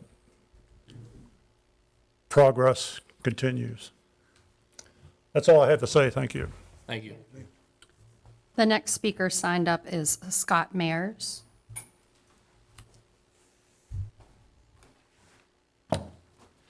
Hey, I'm Scott Myers. I live at 1169 Sherwood, right at the corner of Sherwood and Hopeman. I'd like the board to listen to and picture in your minds what I'm saying and what this is beginning to look like. Waynesboro, Virginia, where good nature comes naturally, divinely placed among adventure. Capture the magic of your love with a one-of-a-kind wedding. Stay where scenic attractions are at your fingertips. Add distinctive lodging to your Waynesboro adventure. These are all taglines that Waynesboro City is using on both their websites and numerous publications, and they're paired with views of forests, fields, rivers, and used as an attempt to entice outsiders to come visit and live in Waynesboro. With Ryan Homes now preparing to build nearly 80 high-density homes right up next to our property and our bed and breakfast, and another 90 or so of townhomes only a quarter mile from us on King Street. With Atlantic Builders and their major development project only a quarter mile in another direction with another 100 or so units, and Ryan Homes with Ivy Commons, another Atlantic home builder development right next to that. And now this one, the math is closing on nearly 1,000 new housing units in this side of Waynesboro, out in the country. Our Heritage Hill bed and breakfast that we've been working so hard to build for the last 7 years, and which the city encouraged us to run and helped us formulate a business plan for, is quickly becoming enveloped and surrounded by major outside developers who are snapping up land all around us in an attempt to make a quick profit and then get out like this one is. The number of times is too numerous to count that we've had repeat customers come to our business and tell us the reason they love our place is the sweeping views of nature, the mountains, and the peacefulness that our property and location possesses. However, over the last 5 years, traffic noise has progressively worsened in our area on Hopeman, and the peacefulness that once captivated us and was key to our decision to purchase this property is rapidly disappearing. We bought our property here because it would provide guests with a peaceful getaway and rolling views of rolling hills and forested mountainsides where guests could get away from the big cities that they live in to come visit the countryside and the beauty that is out of Waynesboro. They don't want to come visit another place like they just left behind for the weekend and have to listen to pimped out exhaust systems, loud motorcycles like we are now hearing on Hopeman, or look across nearly in all directions and see hills and fields swollen with high-density housing units, or have to deal with roads packed with cars, which are time-consuming to navigate, just to find a place to eat or buy food. Given the history of farming in North Waynesboro, there's a distinct lack of significant retail restaurants, convenience stores, and grocery stores in this area. Food Line is the closest grocery store, and the hundreds of new housing units in this area, and they're already struggling to keep up with the demand with the current set of customers that they have. This means that for all the thousands of new vehicles associated with all these new homes, they will ultimately be streaming down Sherwood, Port Republic, Florence, King Ave, 2nd Street, Ivy, and Hopeman to find groceries, restaurants, and home improvement stores. Most of these roads already have volume and speed issues with traffic cutting through these areas to find retail. Fixing Hopeman Parkway with lanes and lights will not solve the ever-worsening traffic problems of the residential neighborhoods that divide North Waynesboro from downtown. You have 30 seconds left. With by rights development unpreventable in most of these situations and land purchases, the City and Planning Commission right now has a unique opportunity in this situation to choose to scale back, prevent, and curtail this race by developers to maximize their profits at the expense of Waynesboro's natural beauty. We will not be running a business for much longer in Waynesboro if the natural beauty of Waynesboro is replaced by unregulated, huge areas of high-density housing. I'm sorry, your time's up. I'm done. The next person I have signed up to speak is David Beal.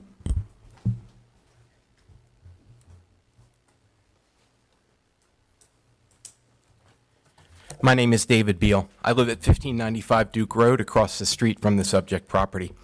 I'm a Virginia Certified Planning Commissioner, and I served the city for 8 years as a planning commissioner, the majority as chair. Following my 2 terms, I was appointed by the city as its representative to the Central Shenandoah Planning District Commission, where I served until a new job conflicted with the PDC meetings and I had to resign. I want to draw your attention to a huge error in the staff report which could affect your deliberations. Under background on page 5, it stated that the property transferred to its current owner in 2000. This is inaccurate. It is stated that around the same time an agreement was formalized between Ms. Smith and the city that the property would be gifted to the city. This is also inaccurate. It is stated that the city's comprehensive plan shows this land as planned for a future park. This is accurate. In the year 2000, Ms. Smith purchased the rights to use this property during her lifetime and nothing else. For $600,000, the benefits to her included the prevention of all development on 147 acres surrounding her home, the right to economic value from and enjoyment of the land during her lifetime, and naming rights for the park to be developed on the parkland at her eventual death. All the other incidents of ownership resided with the city of Waynesboro pursuant to a binding agreement filed with the deed. Because Ms. Smith only purchased the rights to use of the land during her lifetime, there was no property she was able to gift to the city, thus she did not and has not ever made a gift to the city associated with this property. Last April, the city tore up the agreement. Ms. Smith was legally precluded from doing so by the text of the agreement, but the city's legal counsel thinks the city was not so restricted. This action by the city converted Ms. Smith's life interest to full ownership. Only in the last year has she actually owned the property. During this time, she has gifted nothing to the city. Prior to the city's action, the economic value of Ms. Smith's life interest was essentially $4,000 per year for as long as she lived. This is the value of the grazing rights at the area average of $27.50 per year per acre. Depending on how long she lived, this was worth $50,000 or less. She now attempts to sell for millions what was worth less than $50,000 prior to the city's action last year. The difference represents the multi-million-dollar gift that the city made to her when they tore up the agreement last year. This is the only gift that has ever been made relative to this land. The reason this matters is that you should not feel any pressure to recommend approval of any rezoning of this property to maximize the value of her ownership or to acknowledge her donation, since she never owned the right to sell the land until the city gave it to her last year, and she has never made any donation of any land to the city. Is this PUD consistent with the comprehensive plan? The land use plan calls for a large park. The land use map is mentioned in the staff report as calling for low-density residential. All that means is that the underlying zoning classification is RS12. All land has to have an underlying zoning classification. That is not the land use plan. There is no park zone. RS12 is simply the lowest density zoning available in the city. The comprehensive plan calls for expanding the parks inventory by 1, creating new parks, 2, identifying sites for new community parks such that the parks are equitably distributed throughout residential neighborhoods of the city, such as in the northern and western portions of Waynesboro, and establishing a program to maintain and enhance the urban forest within Waynesboro. I was the chair of the Planning Commission when we created the current land use plan, and it was approved by City Council. This application would exchange 147 acres designated for, owned by, and planned for Waynesboro to build a large park and substitute 400 townhouses or manufactured homes. 30 seconds remaining. To say that this is consistent with the comprehensive plan, as the staff report asserts, is laughable. I urge you to reject this application. Thank you for the opportunity to speak. I have copies of my remarks if you'd like to have them. Thank you. You can pass them to us, and we'll make sure they get them.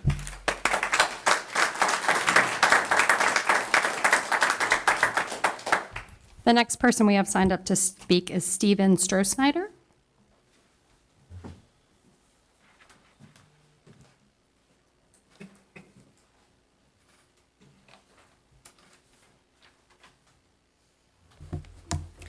My name is Steven Strohsnyder, and I, my wife Jennifer, and my 4 boys live at 1720 Duke Road in Waynesboro. And our house overlooks this planned development. It's right there at the top of the screen. And we oppose it in its current configuration. Now, my wife and I moved to Waynesboro in 2005. We're not from the area. We thought we'd only be here for a year and then move back to Richmond, closer to where I'm from, or maybe up to Northern Virginia for job opportunities. But we fell in love with the valley, and we fell in love with living in Waynesboro, and we've been here ever since. You know, I feel that in my field, I probably could earn, you know, a larger income in a bigger city, but that's not the main value that we center our lives around, and we felt that Waynesboro would be the perfect place for us to start a family. So I joined the Franklin Law Firm right over here in 2006, and I've worked in downtown Waynesboro ever since. We became members of a church here. We made this our home. We first lived in an apartment on Linden Avenue and then had a home on Highland Avenue, and our children were born there. And we moved into our current home on Duke Road in 2021, and And God willing, we're planning on living there the rest of our lives. And I'm mentioning all this background because many of the reasons why we chose to make Waynesboro our home are the reasons why we think this plan is not right for our community. One of the most attractive things about Waynesboro is that it's a small city. It fits this niche that bigger cities don't. There's relatively little traffic, makes it easy to get around to parks, to stores, to restaurants. You know, I moved here from Charlottesville where it takes 25 minutes to go anywhere.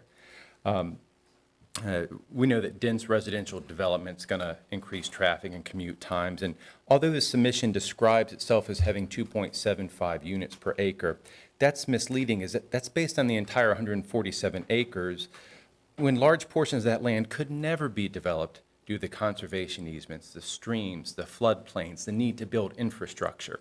Of the 80 acres that are actually going to be developed, the 400 planned units are a density of 5 unit per acre. And the largest driver of the density is the Hopeman Ridge section, 180 units in that 25 acres, a density of 7.2 units per acre. And that's achieved by wedging those large townhouse structures on the hill behind Parkway Village. Hopeman Parkway itself is becoming one long strip of townhouses. There's 183 townhouse units in Evershire, 163 townhouse units are being built on the Summit Towns development. When you go to the Evershire Townhomes website, it proudly proclaims close to I-64 for an easy commute to Charlottesville. Townhouse developments don't encourage long-term commitment to the local community in the way that single-family homes do. Commuters heading in and out, to and from the highway are not going to be invested in Waynesboro in the same way that residents in a neighborhood are. If Waynesboro wants to be a bedroom community for commuters working in Charlottesville or Harrisonburg, more townhouses are the way to go. We could change the town motto to close to I-64 for an easy commute to Charlottesville. But that's not what our community wants. If Waynesboro is looking to attract families to make this their long-term home, to contribute to the community, to be citizens, to raise their kids here, single-family housing is a better solution. And 30 seconds.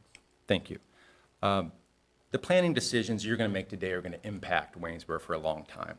Stockbridge isn't going to be here 5 years from now, much less 20 years from now. But we and the other citizens that oppose it will be. So I think you can pursue the aims of increasing the tax base in the city while also keeping the single-family residential. That's the best fit, the proper balance, and so we urge that you reject this application to rezone. Thank you. And I do have copies.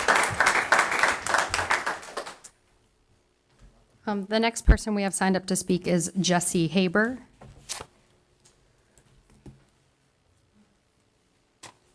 Hi, it's me again. I'm Jesse Haber, live on Duke Road on the county side at the 1571. A lot of what I had to say was already said, but I'm here to speak against this development. Couple of things, you know, I don't really see what the town gets from bringing in 400 new homes and all the residences that brings with it.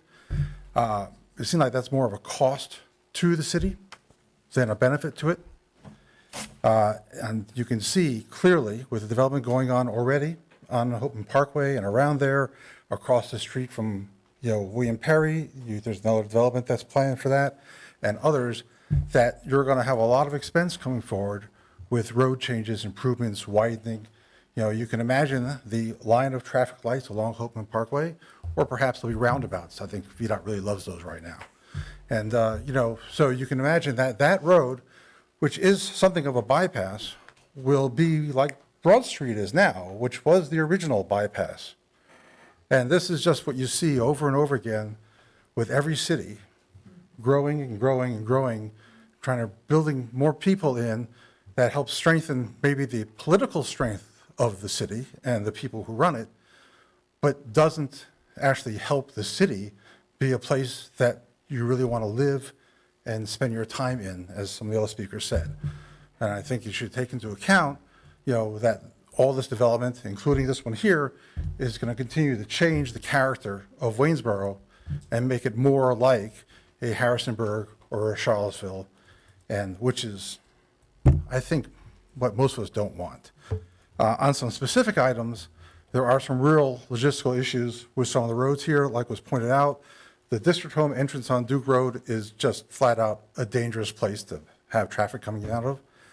The turn from Duke onto Rockfish is basically blind, and as I think you said, the turn or the intersection between Sherwood and Hopeman is a very dangerous intersection. If you're coming on one side, the bridge railings blind you to the lanes.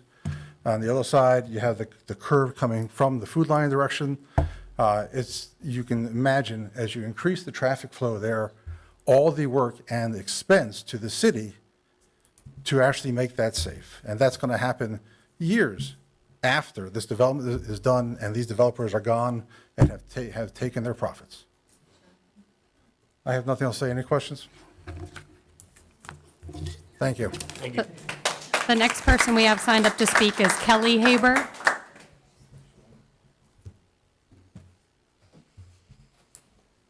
I'm connected to him. I'm Kelly Haber, 1571 Duke Road.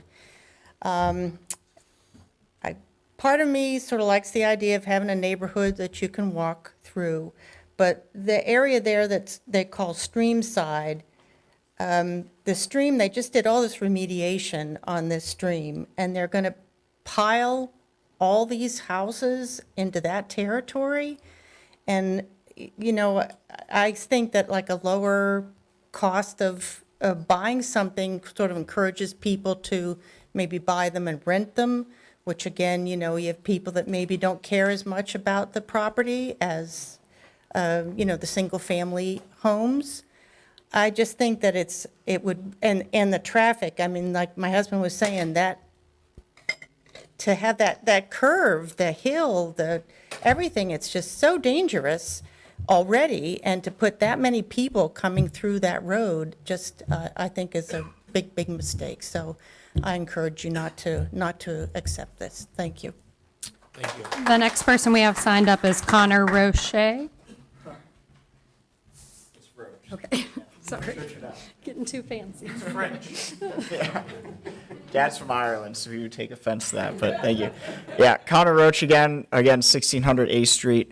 Coming at this from a pedestrian perspective, acknowledging the need for additional housing inside of the valley, whether this is the right place or the wrong place, I think a lot of people have very strong opinions on that. I'm going to do less of that and more of what we can get out of any future development of this area. Concerns I have as someone who traverses on foot most of my time, about 2 hours a day, 5,000 miles a year. The connection from Basic Park over to this greenway section. As constructed right now, we have basically two dead ends onto roads that don't have sidewalks and do not have any pedestrian access. Additionally, there's no parking for anybody who would want to enjoy the park or the greenway that travels through it. I'm not advocating for paving over everything to put parking there for the park, but Basic Park is, I think, a tremendous park and something that's very underutilized inside the city. I think it'll help when the connector, phase 3 of the Greenway plan is implemented. However, crossing over Hopeman Parkway or traversing Hopeman in any way on foot right now is taking your life in your hand, like putting your life into someone who's texting and driving's hands. I think there are viable solutions. They will be rather expensive. Anytime you're talking about bridges, whether they're pedestrian or otherwise, it gets very expensive. However, given the fact that there is the lot on the east side of the South River there, I think it's viable that on the west side of the bridge that crosses over the South River, I went under there today, there's plenty of room to put a greenway underneath Hopeman. Again, keeping the greenway grade separated is immensely important for people who are commuting on foot or bicycle or other means along a shared use path. I cannot overstate the tremendous job that the Parks Department has done so far with the greenway, keeping it grade separated. It is going to go over road or cross road on Bridge for the connection over to Basic. Bridge is right now busy enough that that's concerning. Anytime that you take a perpendicular crossing where the pedestrian feels safe on the greenway and is now crossing onto a road, which there's no intersection there for cars to be considerate of. So they blow through that without considering the pedestrian crossing. So Hopeman, that would just be a non-starter to go over top of Hopeman. So we have to resolve for the greenway to serve its actual purpose of commuting and enjoyment and safe enjoyment for the community. We have to go underneath Hopeman Parkway with the greenway connection. There's currently no plan that I see here that will connect this portion of the greenway to the existing plan of the greenway. If we don't resolve that now, the greenway plan, you can just throw it out because it's going to become useless. You cannot cross it. I see 30 seconds, thank you. You cannot cross Hopeman. My other concern here is the other side of the greenway, again, connecting down close to Hopeman and has no connection. If we were to go over to Anna Maria Estates, they already have a greenway over there that we need to connect to. But the only way to do that is to reroute up through the north or connection through Ivy Commons there. Thank you for your time, and that concludes my comments. Thank you. The next person we have signed up is John Gillies.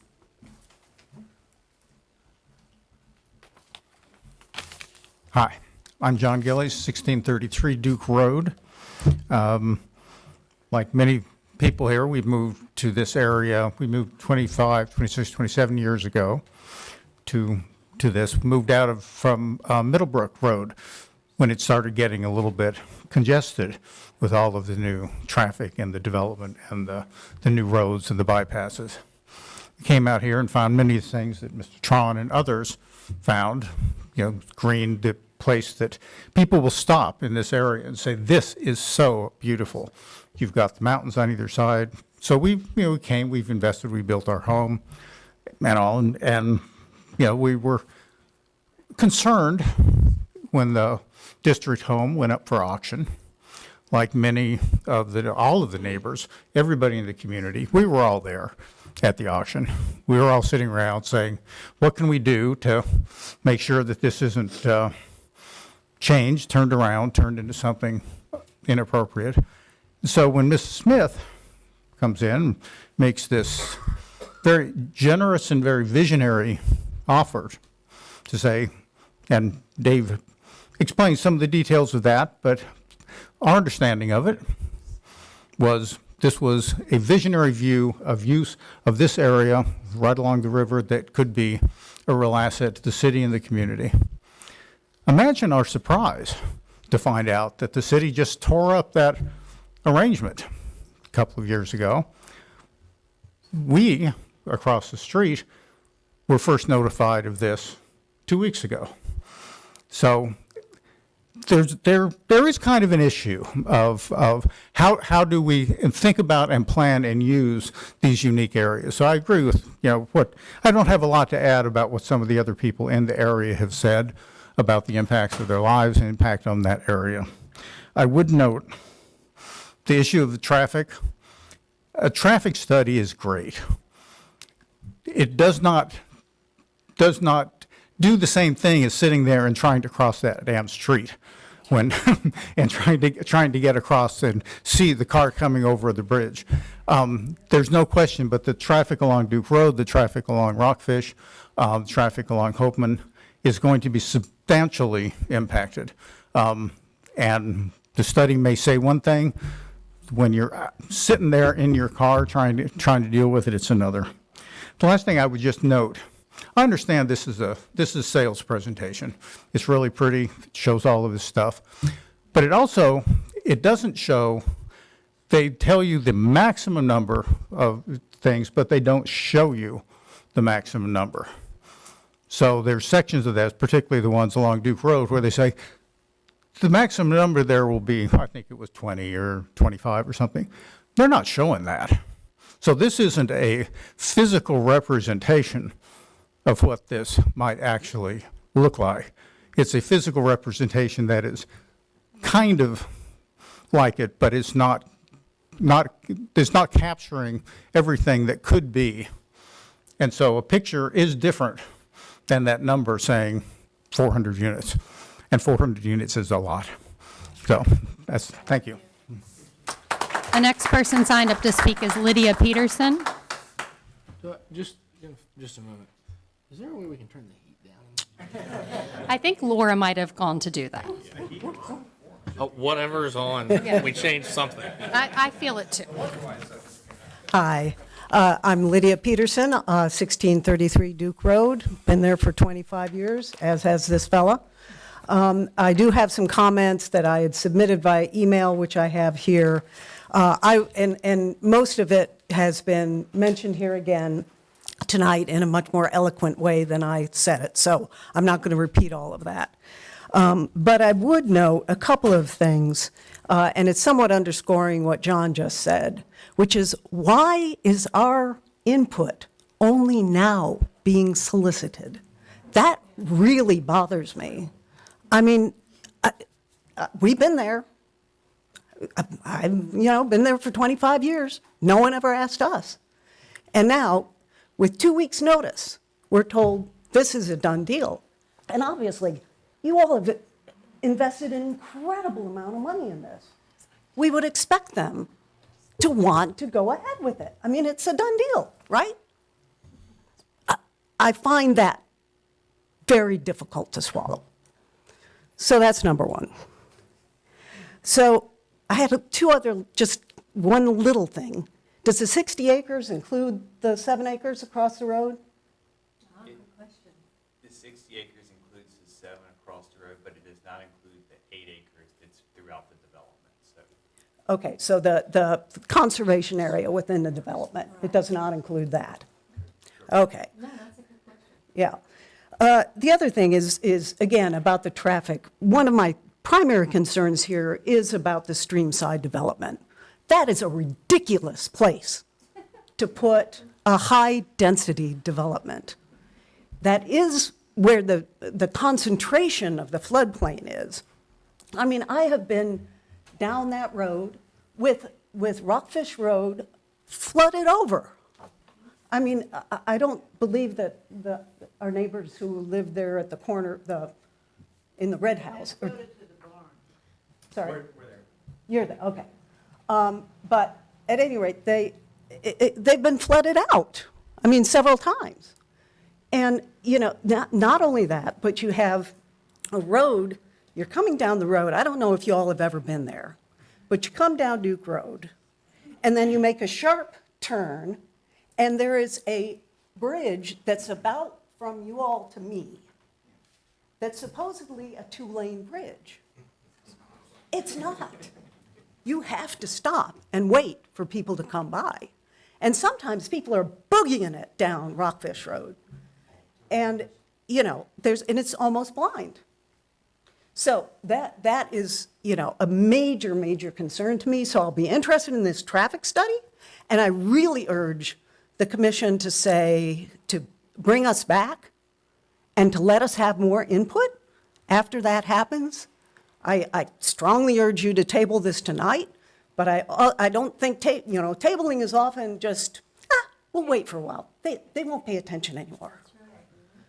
So, really, there are a lot of bad things about this plan that have been mentioned, but that streamside development is, in my opinion, the worst.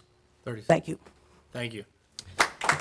The last person we have signed up to speak is Keith Smith.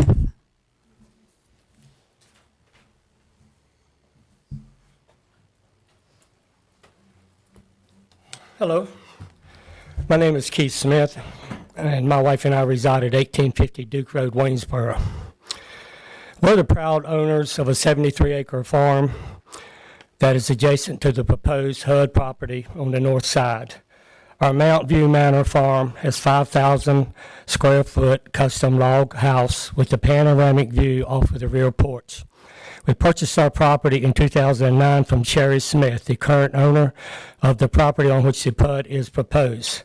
At an auction held on her behalf, the view off the rear porch is amazing and is the primary reason for our purchase.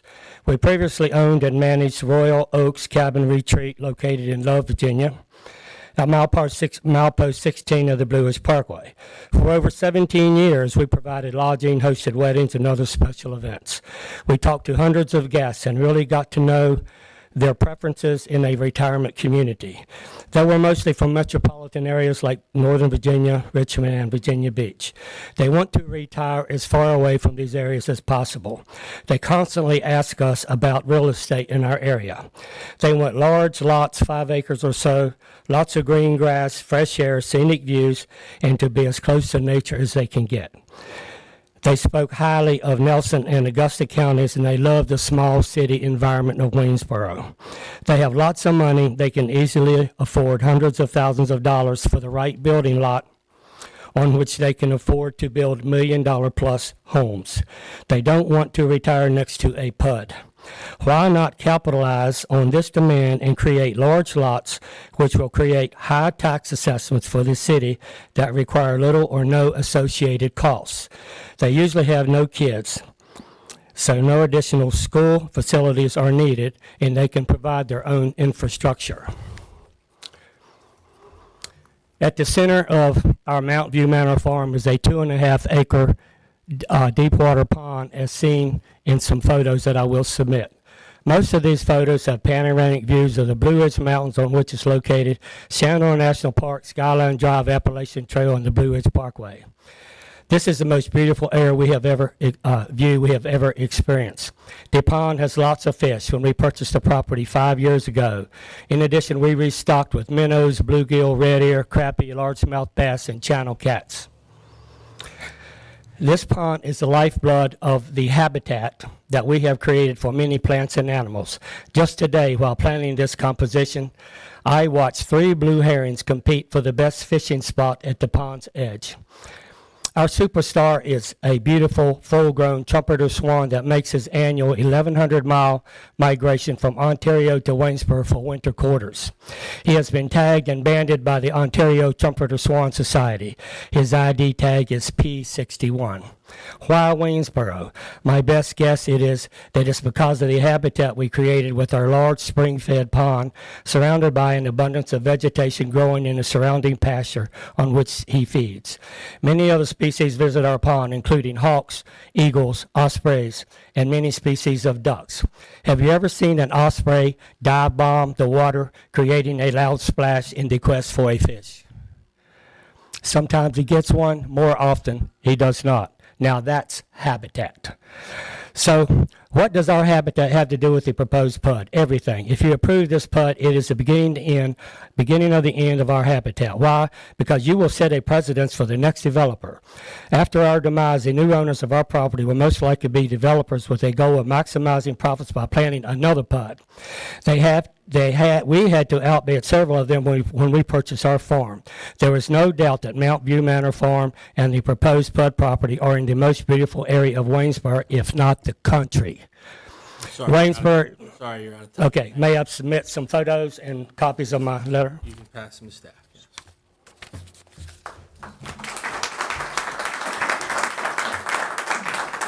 So that's all we have signed up to speak. Take this.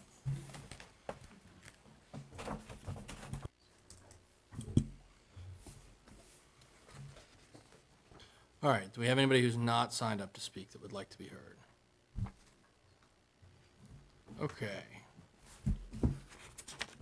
I am now going to close the public comment period on the public hearing for zoning map amendment request as delineated by Stockbridge Opco LLC as listed in the agenda.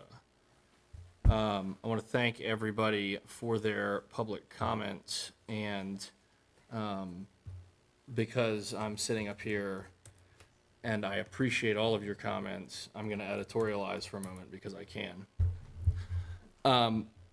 We hear a lot of your concerns, and I think that we have expressed many of the frustrations that you have with high-density zoning and development in the city with prior developments.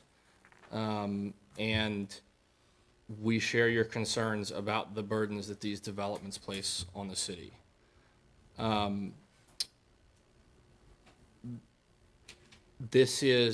want to specifically feel obligated specifically to address the notion of tabling, because I suspect that's what we're about to have a motion to do. We value the feedback that we get from our staff, and we value the feedback we get from the community. And I'm now speaking on behalf of all of my commissioners without their say-so, but I'm going to do it anyways. We hear you, and part of what tabling allows us to do is not hide this development and our votes on it from you, but collect the information that we need and staff needs to make a good recommendation on this matter, and for us to make an informed decision. So please do not mistake the motion that I suspect we're about to hear for any attempt to conceal anything. We take this process very seriously. We understand your concerns. So with that, do we have a motion? I'll make a motion to table it to let the studies finish so that we can make a more informed decision. Do we have a second? Second. All in favor? Hold on, I just want to be clear. So Oh, yes. I think I would like for you all to table it. It would be easier to table it to next month's specific meeting. And if for some reason things don't get worked out, you could make a motion at that meeting to table it again, and we could communicate with all those interested parties if they see it on the agenda or not. But I think that would be the cleanest way to table it to next month's regularly scheduled meeting. So I'll restate my motion to table it until next. And that's June 18th. June 18th meeting of the planning commission. Okay, so we have a clarified motion seconded to table the consideration of this application until the June 18th regular planning commission meeting. All in favor? Aye. Any opposed? Hearing none, the motion carries. All right, do we have any matters from staff? Don't have anything this evening, no. I have no commissioners' correspondence. Does anybody else have any I commissioners? promise we weren't trying to sweat you out. We're hot too. Yes, thank you. We have no control over the temperature of this room. All right, with that, do we have a motion? I'll make a motion to adjourn. Second. All in favor of adjournment? Aye. Motion carries. Thank you very much, everyone, for coming.